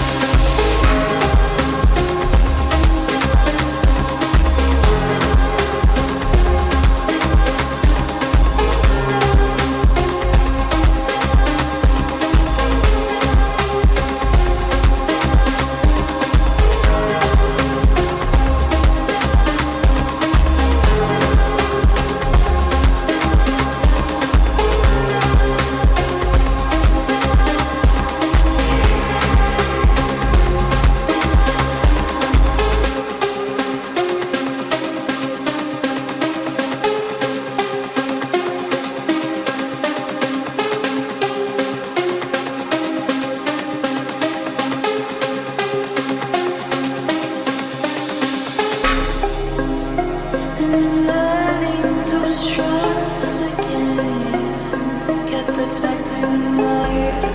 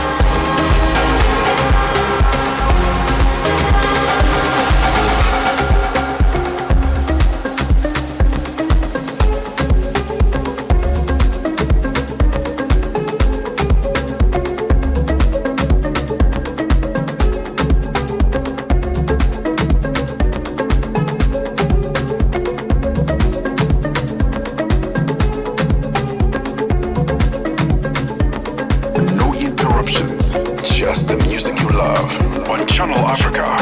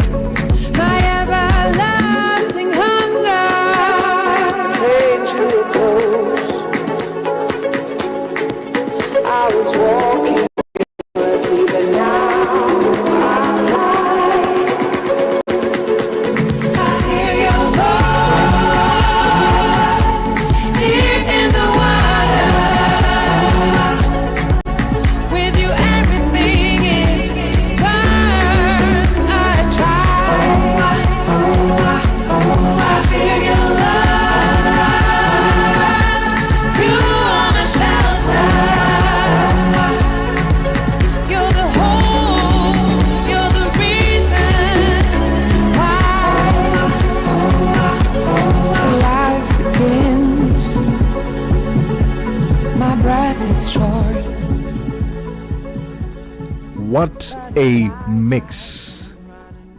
DJ producer OB King. What a mix. My goodness me. I don't know why our technical was interrupting. I was in the mood. I was in the zone. I didn't want to be interrupted. But I tell you what, we have to be interrupted because we need to get the news from Jwalani Tulo Ngwepe.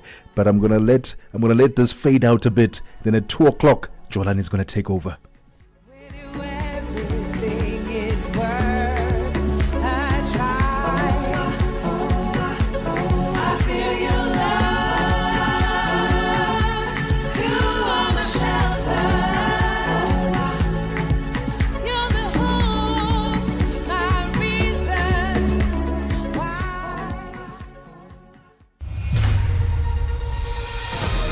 SABC News. The African Perspective. Thank you, Deborah. Top stories this hour. The late former Zambian President Edgar Lungu to be buried in South Africa, and European foreign ministers to attempt to ease the conflict between Iran and Israel. Good afternoon. We start with news just in. The family of the late former Zambian President Edgar Lungu has announced that he will be buried in South Africa. This after a feud between the family and the Zambian government on not reaching an agreement on how to send off the former leader. Lungu died while in South Africa receiving specialized medical treatment. Bonolo Maribe has the story. In a statement, Lungu's family says he will be laid to rest in South Africa in accordance with their wishes. The family says this period has been emotional and they are grateful for the support and condolences extended from across the continent and the globe. They also say they thank the government of South Africa for their support and for honoring the family's decision to hold a private funeral and burial here in the country. Lungu's family has called for peace among Zambians during this time and thanks all friends, supporters, and members of the public for their understanding. The family says the details regarding the funeral arrangements and burial will be shared to the Zambian and South African public in due course. A collapse at a coltan mine in Eastern Democratic Republic of Congo's North Kivu province has killed at least 12 people. Reuters is reporting that dozens more escaped from the artisanal mine when it collapsed yesterday. The reasons for the collapse were not immediately clear. Small artisanal mines around the town of Rubaya produce around 1/6 of the world's supply of coltan, a metallic ore crucial to the production of smartphones and other electronic devices. The M23 rebels have reportedly controlled the area since mid-2024 and charge a tax of 15% on the value of that coltan production. The fifth group of soldiers returning from SADC mission in the Democratic Republic of Congo has arrived back in South Africa. 258 soldiers landed at Bramfisher International Airport in Bloemfontein in the Free State province this morning. They will be briefed at Tempe military base and will commence with a demobilization process, which includes health screenings, psychological support and reunification services. The group was expected to arrive yesterday, but due to some delays in Tanzania, they only arrived this morning. The sixth group is expected to come back home tomorrow. South Africa's President Cyril Ramaphosa says the state must be at the forefront of deepening the country's respect for the Constitution and the Constitutional Court. The President was delivering the keynote address at an event celebrating 30 years since the establishment of the Apex Court in Johannesburg today. He says the advancement of socio-economic rights in relation to housing and basic rights has not progressed far enough. Ramaphosa has lamented the lack of implementation of court orders by state departments, which result in the erosion of public trust in state institutions. We must acknowledge the troubling irony of lauding the Constitutional Court's progressive judgments on one hand, especially on socio-economic rights, with the reality that the state apparatus has in many of these cases had to be compelled by this very court to fulfill its obligations. This points to widespread and systematic shortcomings in service delivery that must be addressed. Our people should not have to resort to litigation to have their rights realized. European foreign ministers are due to meet their Iranian counterpart Abbas Araghchi in Geneva to try to ease the conflict between Iran and Israel. Britain, Germany, France and the EU's top diplomat Kaja Kallas will take part in the first face-to-face talks with Tehran since Israel began its aerial bombardment. The BBC's Liz Doucette reports. We're being told by sources here in Geneva that there is only one negotiation, and that is the Europeans are going to double down, pass on the message that they've received from Washington, that there is a deal that the Americans are putting on the table. We don't know the details, and that Iran basically has to accept it. It might just be today being billed as a day of negotiations, a day of take it or leave it.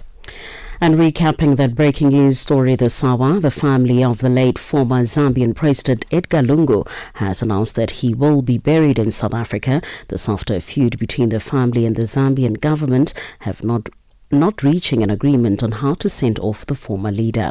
For any news stories you would like to share with us, please do send an email to newsroom@channelafrica.co.za or call us on +27 11 714 4459. For Channel Africa News, I'm Cholani Tulo Mwebe. SABC News. The African Perspective.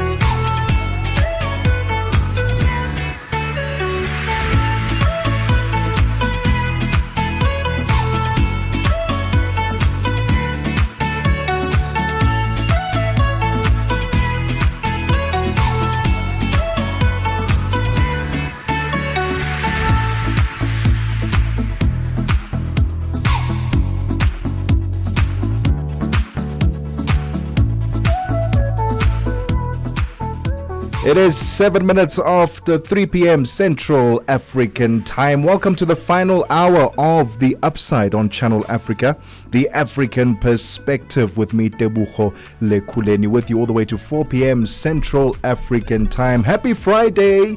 It's a musical Friday on Channel Africa this afternoon. On The Upside, we are celebrating young artists doing the most, musicians, influencers, and now we get ready to chat to someone who has been around for almost 20 years in the music industry.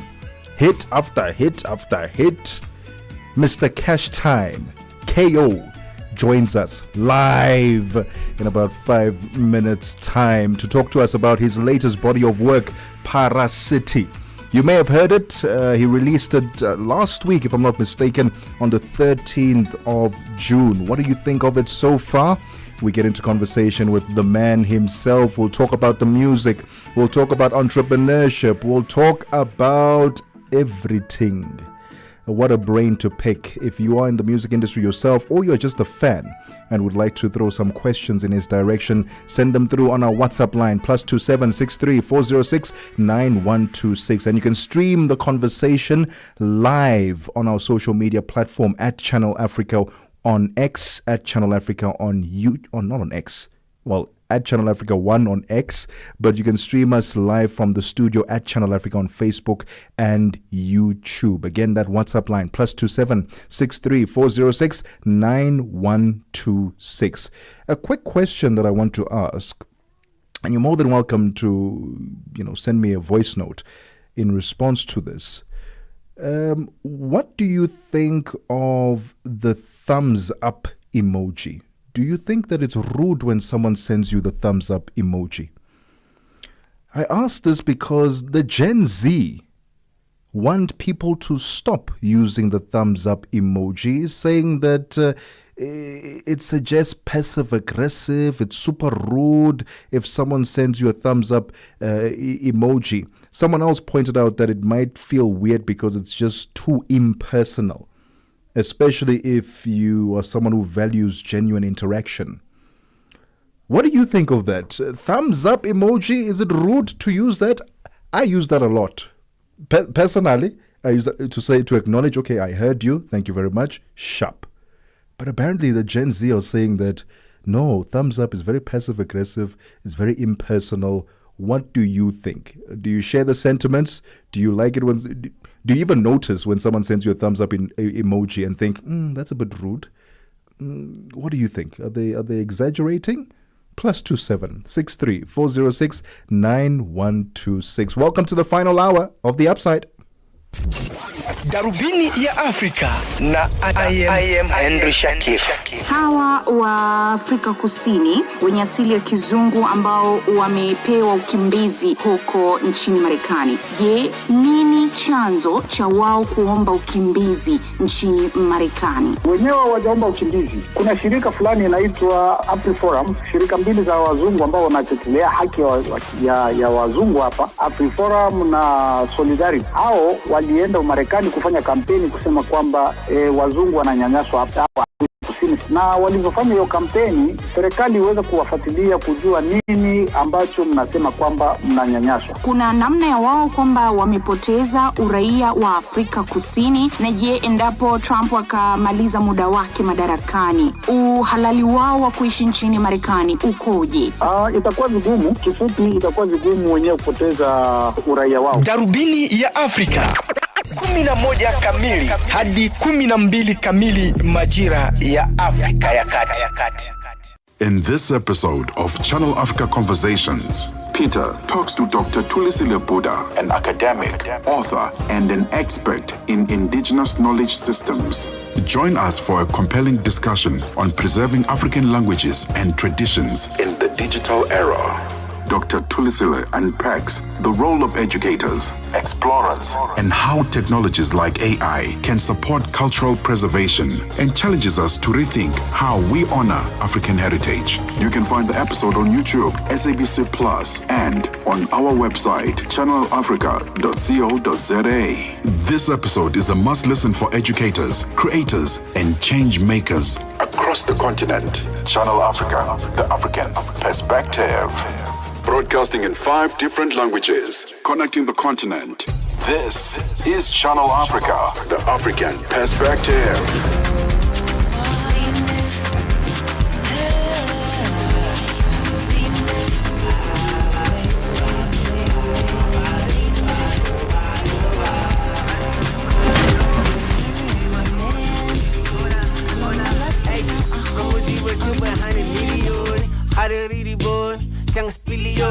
They gon' sing along every time, skipping go. If it ain't about the money, hiding pinch, I read it joke. If it's news and current affairs, leading opinions, and thought leaders that get your groove, this is your home, The Upside.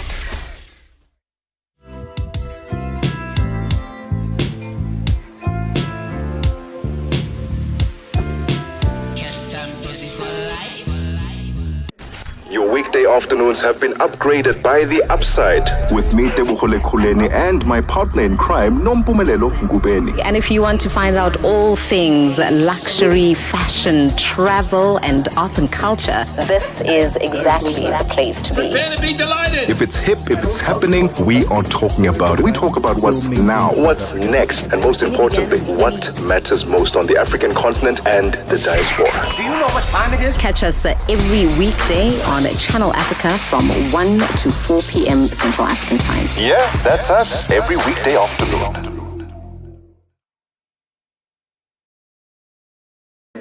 Your weekday afternoons have been upgraded by The Upside. Bamba taxi go to komba na nan. Ngondo kataki nzondo ne kwali boss and it's crafting the recipe for success. It's store finish army man. Shimmy shimmy yo, shimmy shimmy yay. Figgy the Superman with the K. Keep out the city day. They trying to cooling on my TV games. They boom my toss on the TDK. Oh, you pin it. Manate, Baseli Pansi gum tunes vela. Supernova, easy my soldier. Hola. Manate, Baseli Pansi gum tunes vela. Supernova, easy my soldier. Hola. got another one on the replay. I'm whipping the Fuji up for DJ. It's been 10 years. The panda colite, Marano, Baba Poye. I never answer next, I choose. Cause for me, there's nothing left to prove. Check the stats and moves. I ain't mad, that should answer you. I took it to another magnitude. Stay them status, smooth, or skate truth. The dancer dude you used to laugh at. That's the move, that's who you answer to now. Used to get on stage for the truth out. But no, get baby, dead, I'm too blessed, God's clearly involved. And one love, who are married and all. Unkulu number one, and I've said it before. Then you are number two, love you fed it galore. Your weekday afternoons have been upgraded by The Upside with me, Tebogo Lekhuleni, and my partner in crime, Nompumelelo Ngubeni. And if you want to find out all things luxury, fashion, travel, and art and culture, this is exactly the place to be. Prepare to be delighted. If it's hip, if it's happening, we are talking about it. We talk about what's now, what's next, and most importantly, what matters most on the African continent and the diaspora. Do you know what time it is? Catch us every weekday on Channel Africa from 1 to 4 p.m. Central African Time. Yeah, that's us every weekday afternoon.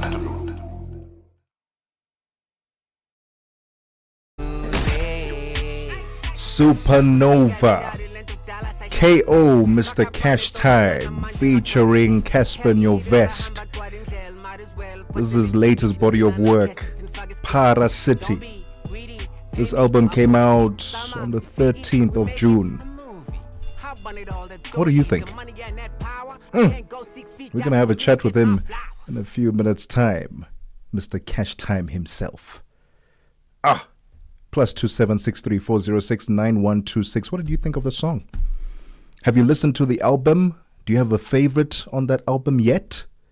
I would love to hear from you. This is The Upside with me, Tebogo Lekhuleni, on Channel Africa, the African perspective. How's your Friday going so far? Earlier I asked if the thumbs up emoji is considered rude. If someone texts you, if you ask them a question or you're having a conversation with them on WhatsApp and they respond to you using a thumbs up emoji, is that considered rude? Gen Z seem to think that it's passive aggressive. They seem to think that it's very impersonal. I don't know. I didn't think much of it.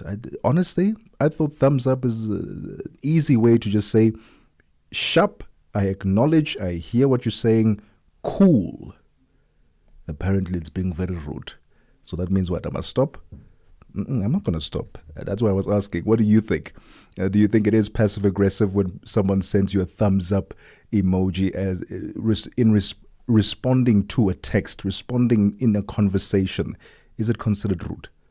+27634069126. We'll have a conversation with Mr. Cash Time KO in less than a few minutes' time. So if you have any questions for him, send them through on that WhatsApp line. Let's talk all things Para City, what the inspiration was and what we can expect from a performance point of view for the rest of the year. Any tours lined up? I can't wait to pick his brain on that. It's 17 minutes after 3 p.m. Central African Time. Hey there, this is Balisa Tau, part of the dynamic duo that gives you on the move right here on Channel Africa from 9 a.m. to 12 p.m. Central Africa time. Well, it's with your help for the past 2 years that we have been a multi-award winning show. Finally, here we're keeping it on the move in 2025. And yes, I'm the other half of the duo, Benjamin Mushatama, and we're going to keep you going with the great conversations. Turn it up. Okay.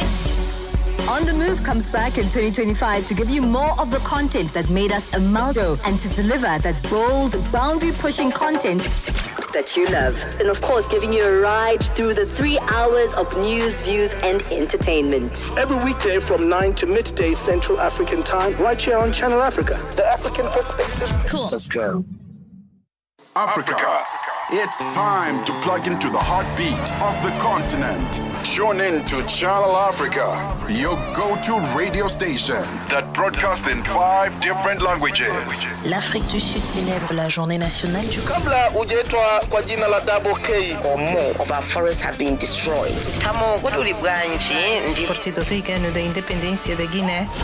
See Channel Africa represents every corner of this amazing land. From Lagos to Cape Town, Nairobi to Dakar, we've got you covered with the freshest news, music, and cultures. So, turn up the volume, feel the rhythm.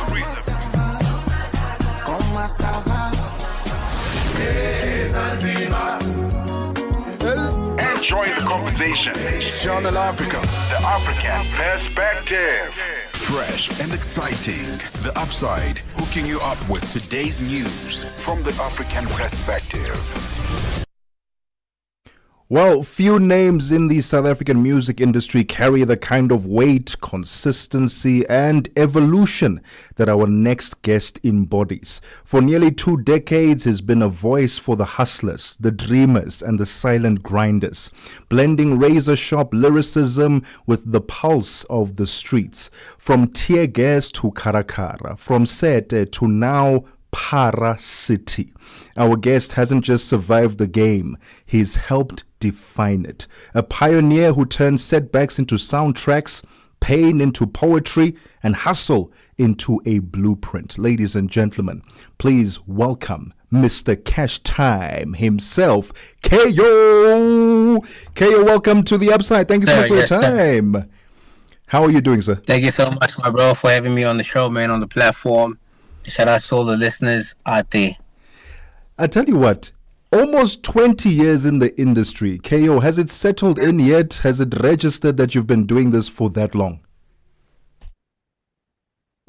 Time flies when you actually just focus on your craft and also having fun at the same time and doing what you love, you know what I mean? But I'm extremely grateful that, you know, God has afforded me the opportunity to still be here, not just existing or even in my twilight, but actually still like very much in my prime, you know. It's, I consider myself an anomaly in a humble way, and I'm just grateful, man. That's all. I love that. Gratitude is indeed the attitude. Tell us about you. I know it's a random question, KO. Tell us about your diet, because over 20 years in the music industry, you're still looking fresh. You're still looking young. What are you eating so that we can also join in? I think more than anything, the way that you take care of yourself, your best diet is your mindset more than anything, you know? If you actually manifest being old, it starts showing in your physical form. And for me, I've always just been someone who has just been gliding. Not that I'm manifesting being young, because I mean, there's nothing I can do about. I can't change the clock. I'm someone who's just zoned in tunnel visioning in the fact that I'm waking up. I gotta do something productive. You know. Oh, by the way, I've just turned 20. Okay, cool. Rinse and repeat. Oh, I just turned 30. You know, and it just keeps on going like that. I'm not necessarily counting the minutes, the years, and all those kind of things. So I think if you operate almost like that, and also when you have an end goal, so to speak, where you're like, even if I could die today, what is my legacy looking like? Then you don't have to worry about the years, because when you do something so impactful, it doesn't matter I think about guys like Tupac Shakur, like he died at 23, 24. We're still talking about him even to this day, you know, and he lived his life to the fullest. So I want to almost kind of just like emulate that, you know, even though I'm now obviously even way older than, you know, the years that when he passed on, but I still operate like this could actually end, or my journey is not finished. So I gotta preserve my energy. I gotta preserve my health and everything else. Oh, I love that. There's the recipe right there. Mindset and gratitude. I love that. KO, let's talk about your latest body of work, Para City. We broadcast to the entire continent of Africa, and some people may not know what para means. What does para mean? So in South Africa, the word para, Phara, basically refers to So you are either, if they call you a para, you are either a thug or a substance abuser or someone homeless, or just an outcast or the black sheep of the family. So it doesn't necessarily, it has all these negative stenches to it, you know?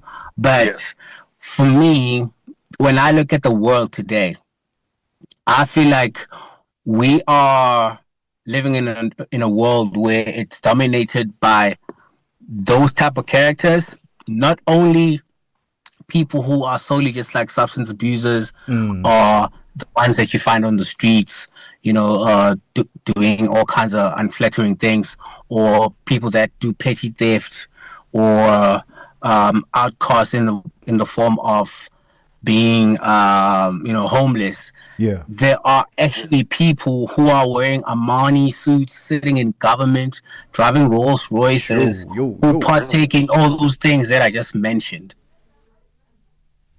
So just because you're doing it at a high level, it doesn't make you different from that guy on the street who is homeless. So we are partners in some way, shape, or form, and in a way, also referencing Tupac. I remember Tupac popularized, you know, the word thug life. Yeah.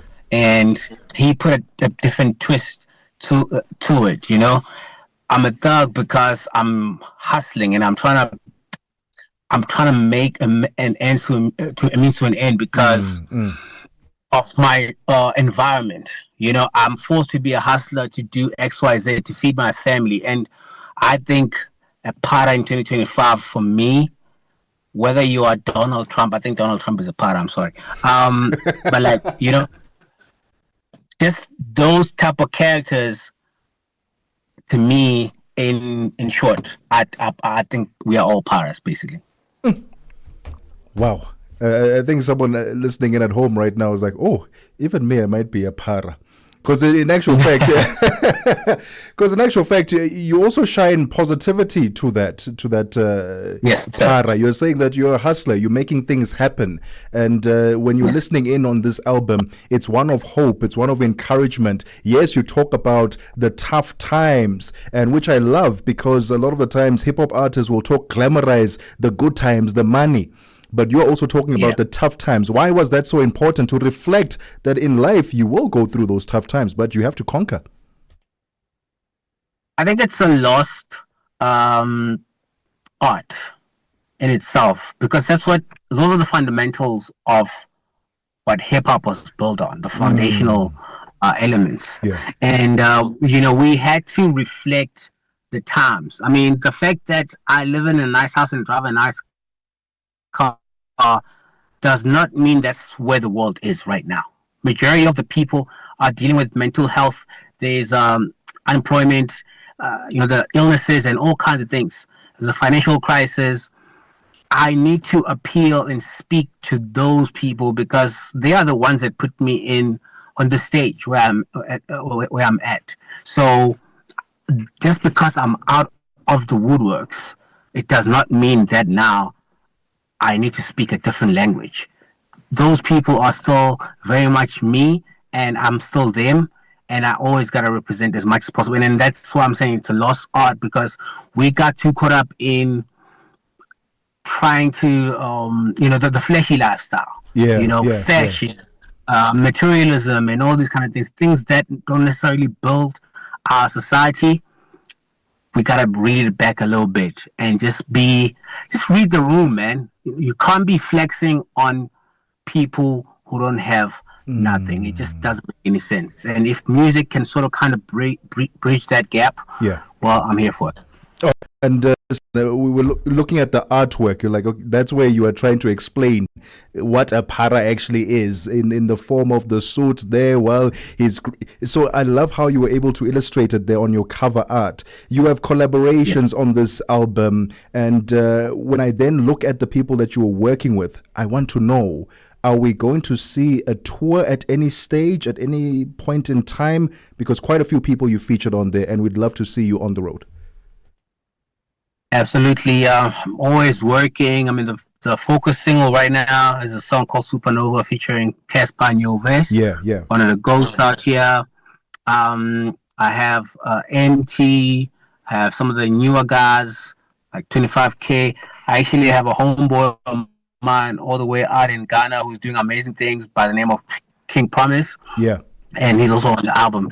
So I definitely am planning a tour, Sub-Saharan, probably kicking off in South Africa towards the end of this year. Yeah. And then on the other side of the year, I'm going to start branching into Southern Africa and build my way up towards the east. And final stop will be the west. And because we are running out of time, finally, KO, message to the youth of South Africa. It's still Youth Month. What would you like to say to them?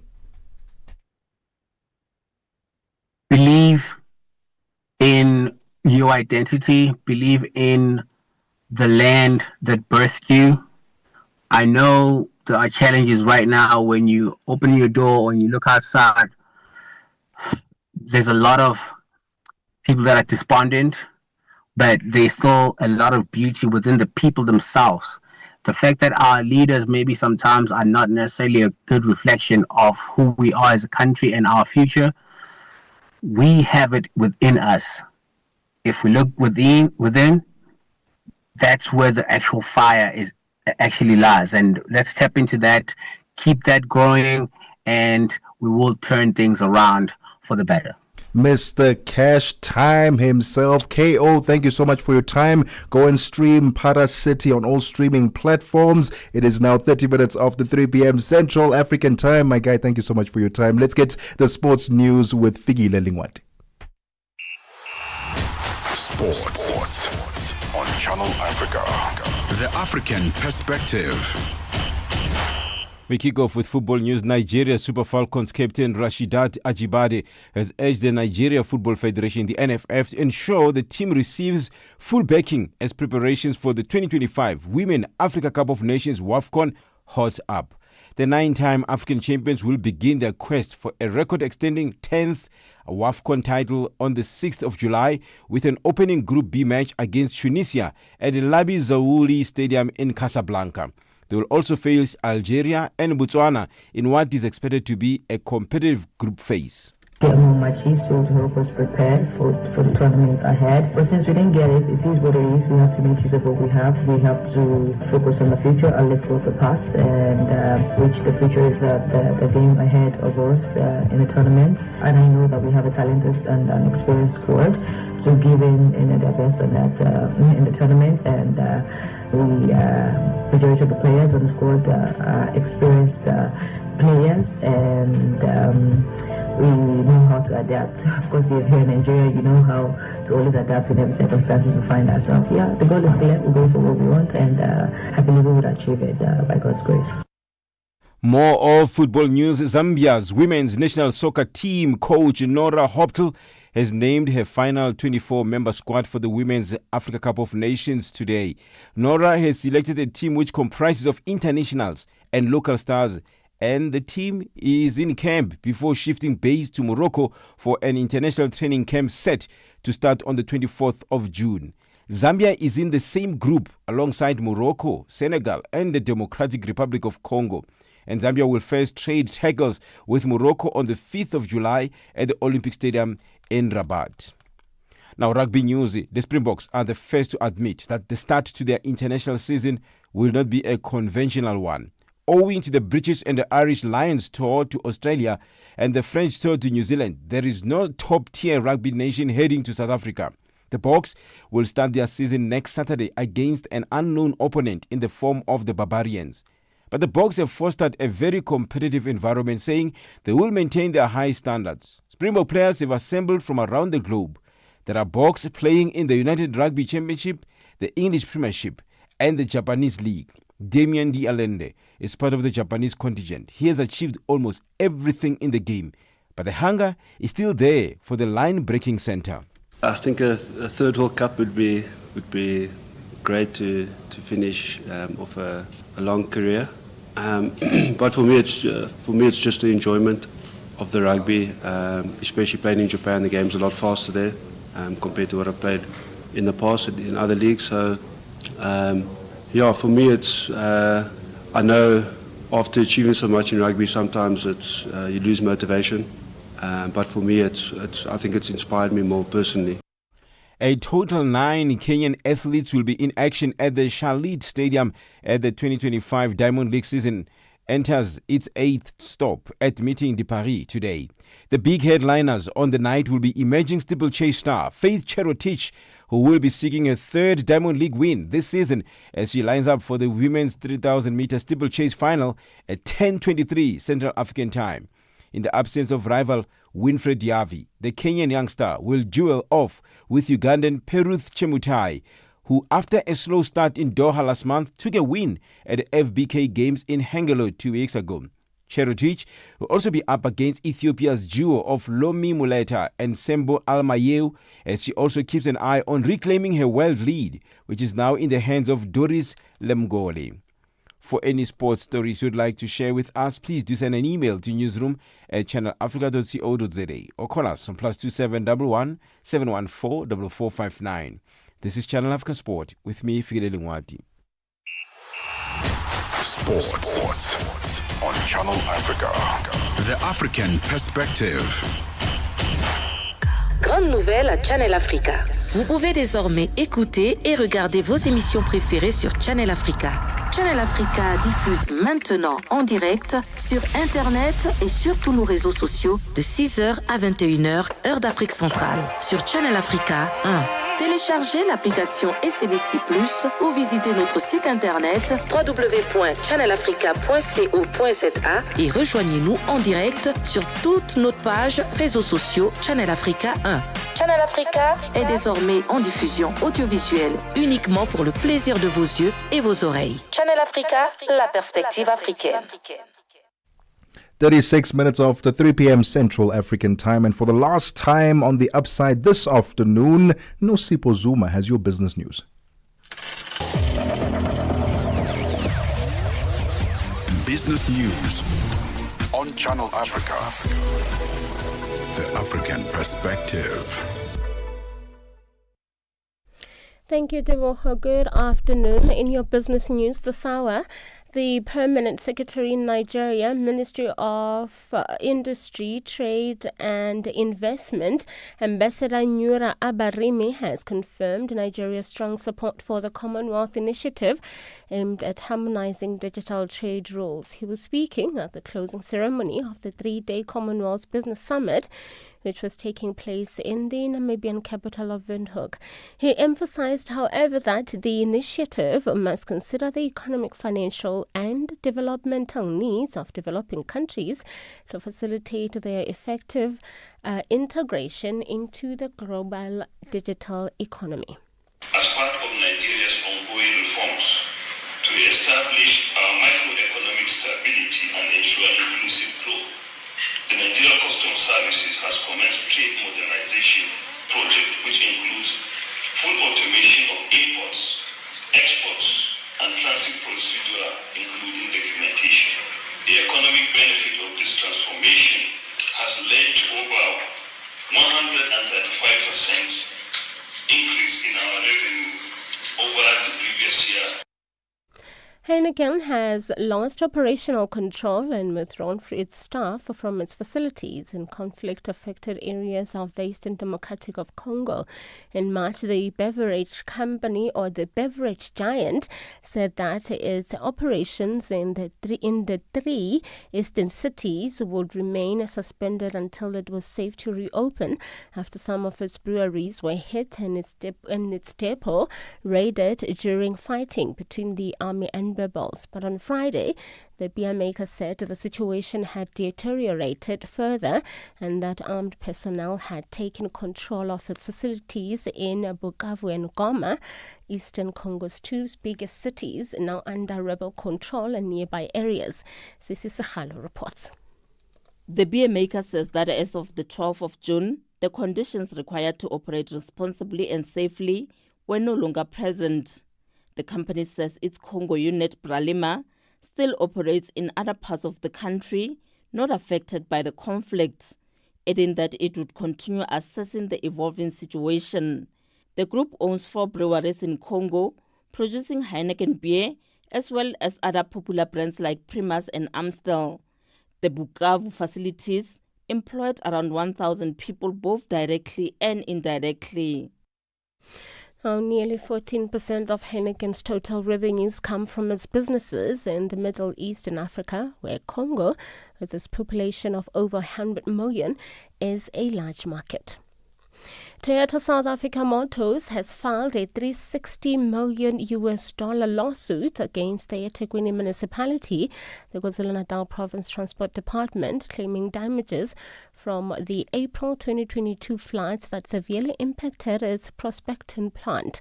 In papers filed in the Durban High Court, Toyota is claiming for damages sustained and loss of business.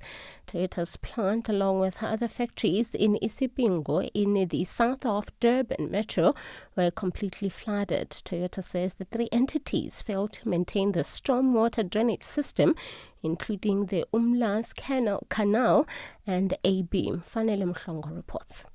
In court papers, the Toyota says it suffered 4.4 billion rand in damage to equipment and sustained over 2 billion rands worth of loss in business while the plant was being repaired. Toyota says in court papers the failure to maintain the structural integrity of the Umlazi Canal, a concrete-lined canal intended to divert the Umlazi River around Prospecting Industrial Area, exacerbated flooding in the area.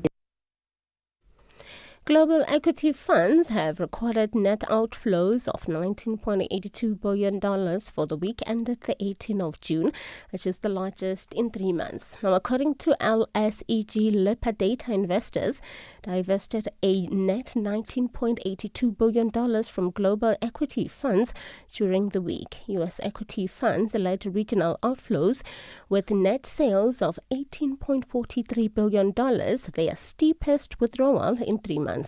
Asia saw outflows of $2.86 billion. And finally, Italy's Prime Minister Giorgia Meloni is hosting a summit aimed at boosting economic development in Africa, in the process cutting illegal immigration. Leaders from several African countries will join the meeting in Rome, as will the head of the European Commission. The BBC's Paul Moss has the details. Giorgia Meloni has made clear this is not about charity. If African countries are more wealthy, she argues, fewer people there will join the thousands of migrants who try to reach the Italian coast each year. Critics say $6 billion is not enough to transform Africa's economy in any significant way, or to give would-be migrants less reason to leave. Your financial indicators: one US dollar in Nigeria is trading at 1,546 naira 15, and Botswana is 13 pula 32. Kenya, the dollar is trading at 128 shilling 57, and in Zambia it's 23 kwacha 71. The BRICS countries: $1 in Brazil is trading at 5 real 49. Russia is 78 rubles 42. India is 86 rupees 67. China it's 7 yuan 18, and in South Africa $1 is trading at 18 rand 05. $1 is trading at 74 pence to the British pound and 87 to the euro. Looking at commodities, gold is trading at $3,350 and platinum at $1,291 per ounce. The price of Brent crude oil is at $77.30 a barrel. Now, for any business news stories you would like to share with us, please send an email to newsroom@channelafrica.co.za or call us on +27 11 714 4459. For Channel Africa Business, I'm Nosipho Zuma.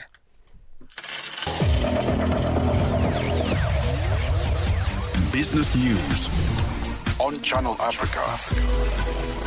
The African Perspective. Grande nouvelle à Channel Africa. Vous pouvez désormais écouter et regarder vos émissions préférées sur Channel Africa.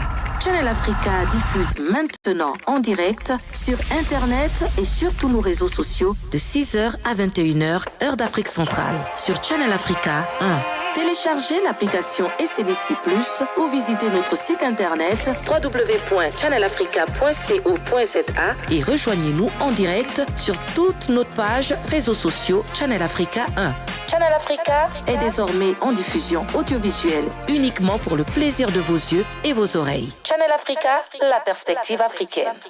Africa in Business on Channel Africa. The president of the Arab Bank for Economic Development in Africa, Badea, Dr. Sidi Ould Tah, he is vying for the presidency of the African Development Bank, the AFDB. He positions himself as a fervent defender of economic integration and structural transformation on the African continent. So I do believe that I have a 360 view of the development challenges in the continent with my experience from both the supply side and the demand side. But more importantly, my vision is to bring on board all the stakeholders and to have a holistic approach for the development of the continent and to develop partnership across the continent and outside the continent, bringing all the stakeholders together to work for one goal is to make Africa great for life and livelihood of the African population.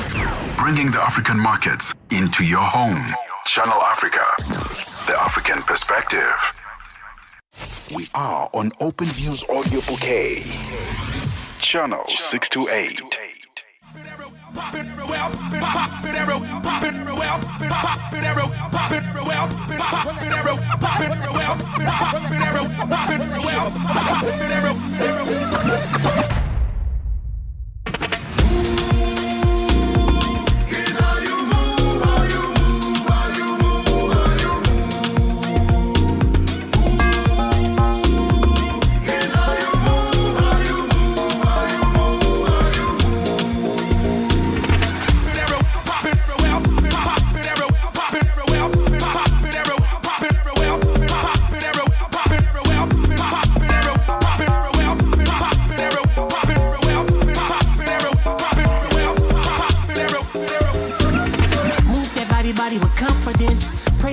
Body is heaven sent. Work it, girl, you in your element. Island girl, put me in a trance. Baby, you controlling all the tempo. Yeah, you know I'm feeling all the signals. Spinning on me like a DJ from Soweto. Girl, you set on fire.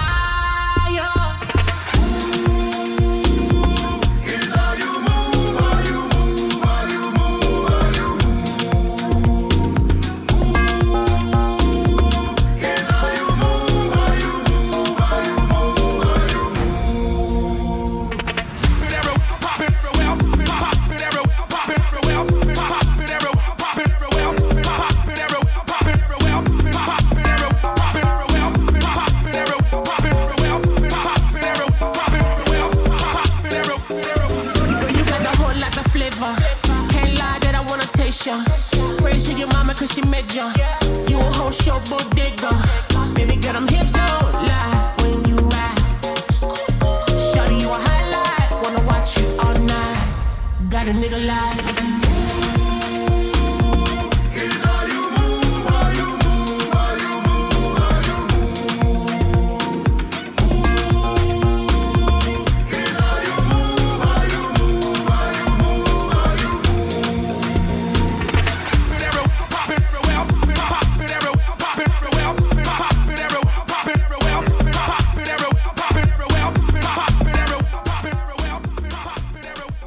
"13 minutes before 4 p.m. Central African Time." Listen, what happens when you blend South African Afro House with New Orleans bounce?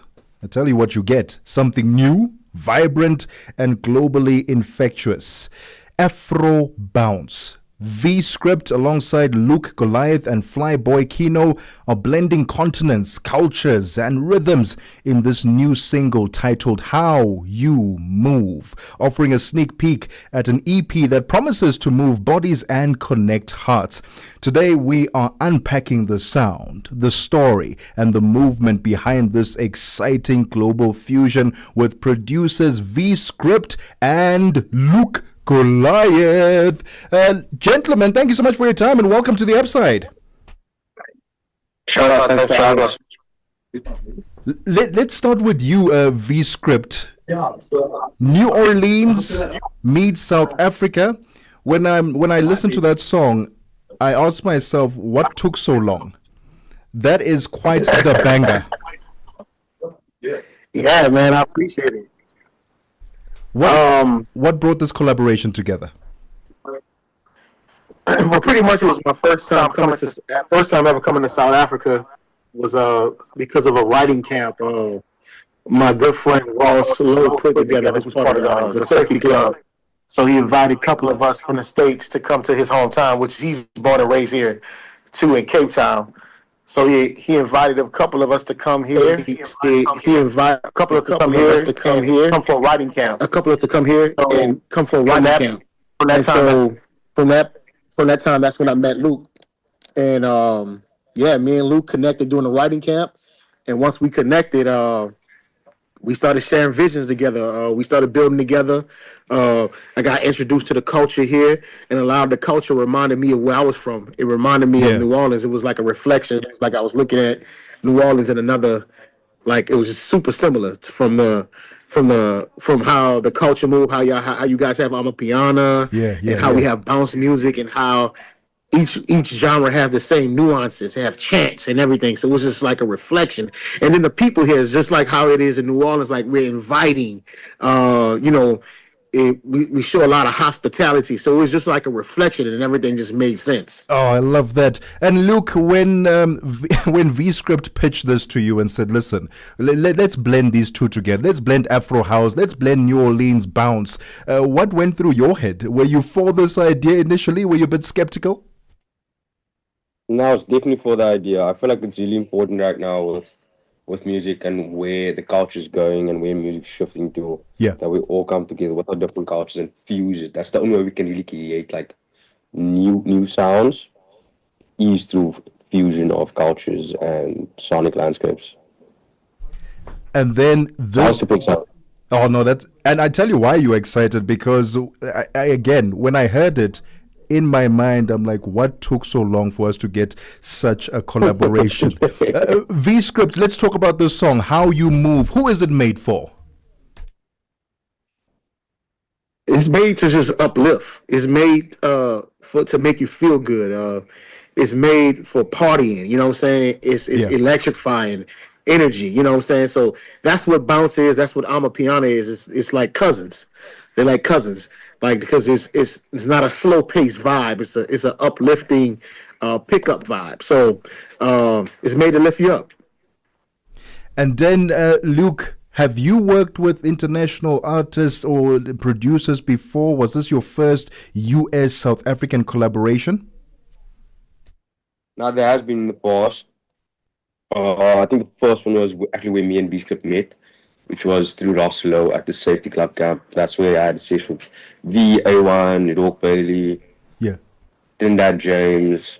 That then led to the collaboration with Eddie Bellinger on his most recent album, It All Makes Sense Later. So it wasn't my first rodeo. And I want to ask, do you think we are ready as a continent for this collaboration? And I'm asking you specifically, Luke, because you are on the ground. You get to hear people making noise about Amapiano. Are we ready for this collaboration? From those who have heard the song, what has the response been so far? To be honest with you, I try not to live in the bubble of feedback, and otherwise I get distracted and I get caught up in the noise. So I really love the record. I know V loves the record. And the people that love the record will love the record. And V-Script, your time in South Africa, describe that. You mentioned that there were similarities between New Orleans. You mentioned the people, the hospitality. But share your first time coming to South Africa and what your thoughts were. Because there is a narrative that has been portrayed of what Africa is like, what South Africa is like. It's a completely different situation when you come to the country and experience it yourself.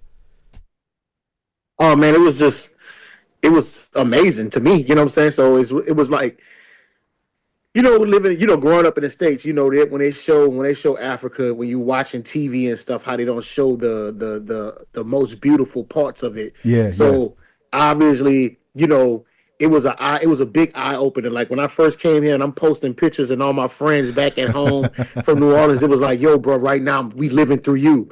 We didn't even know it looked like this. We didn't even know it was this amazing. Like, and it's since then. So I've been here multiple times. Like for the past 3 years, I come like every 3 months to visit. That's how much I love it. And I took a couple of my friends from the music industry and put them on up here, like showing them everything. And when they get here, they don't want to leave. You know what I'm saying?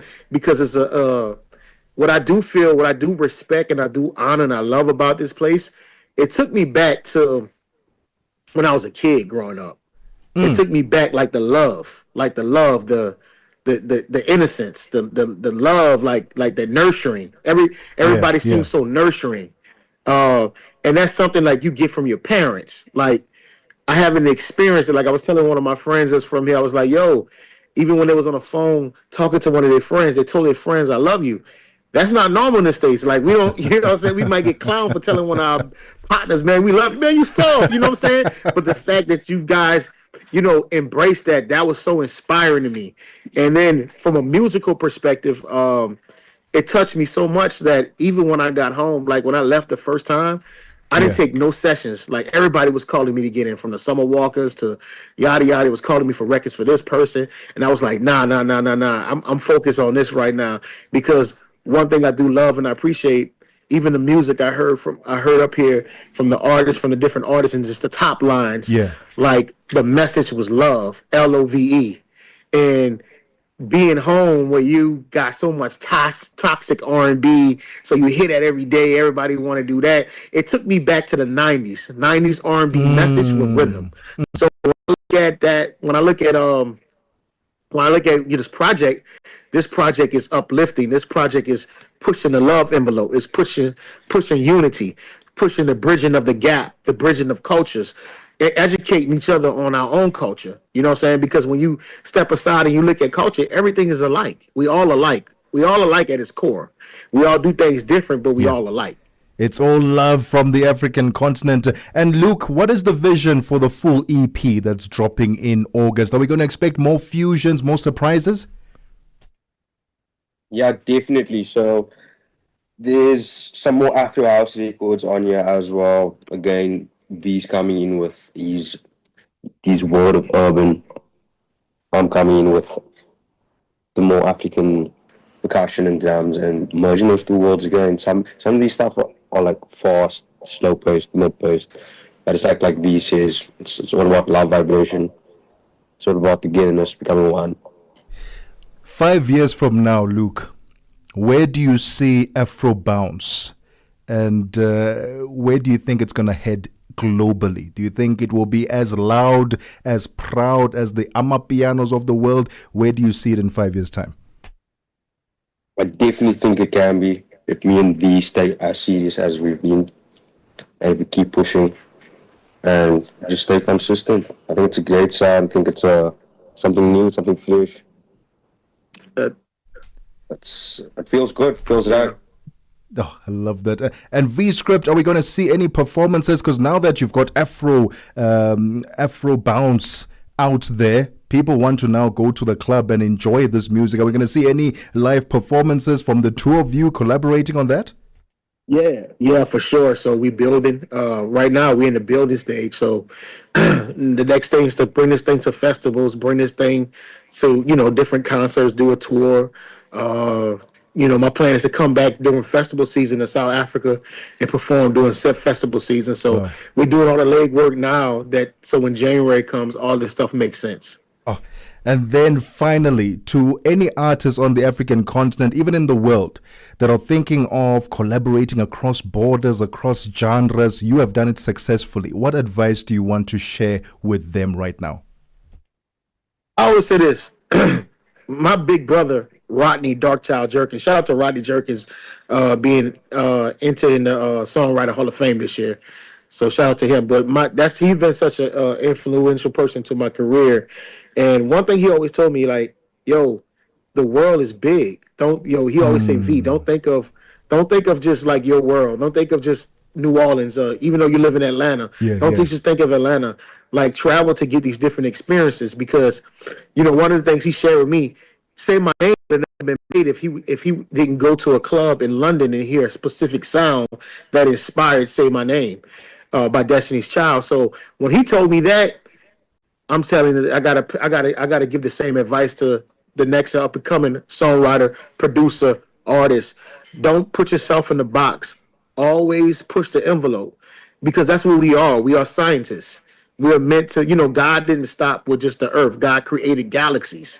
He didn't stop with one thing. He didn't stop with just making the grass, making the waters, making us, making animals. He kept going. So how I look at it, like, yo, we are creators. We and creators has to create. We got to keep pushing the envelope. Oh, I love keep evolving. I love it, and I love what you guys have created. Afro Bounce certainly going to make a lot of people move on the dance floor, and we certainly hope that in the next 5 years it gets bigger and bigger and bigger. V Script and Luke, thank you so much for your time this afternoon, and all the best with the song and the upcoming EP. Yes, sir. Thank you. Producers V Script and Luke Goliath there. A new song, new genre, Afro Bounce. I'm about to bounce. I know that Tami Ngubeni is going to take over the mic in a few seconds' time with Africa in Business. It's been an incredible week, Africa. Thank you so much for hanging out with us on the Upside. Let's do this again next week. Safe travels this weekend if you're on the road. Happy weekend and goodbye.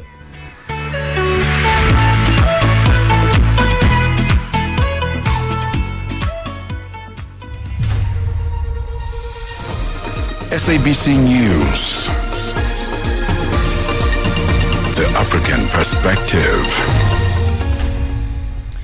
Top stories: Asaba, the late former Zambian President Edgar Lungu, to be buried in South Africa, and at least 34 soldiers have been killed in Niger. Good afternoon, I'm Jolani Tulongwebe. The family of the late former Zambian President Edgar Lungu has announced that he will be buried in South Africa. This after a feud between the family and the Zambian government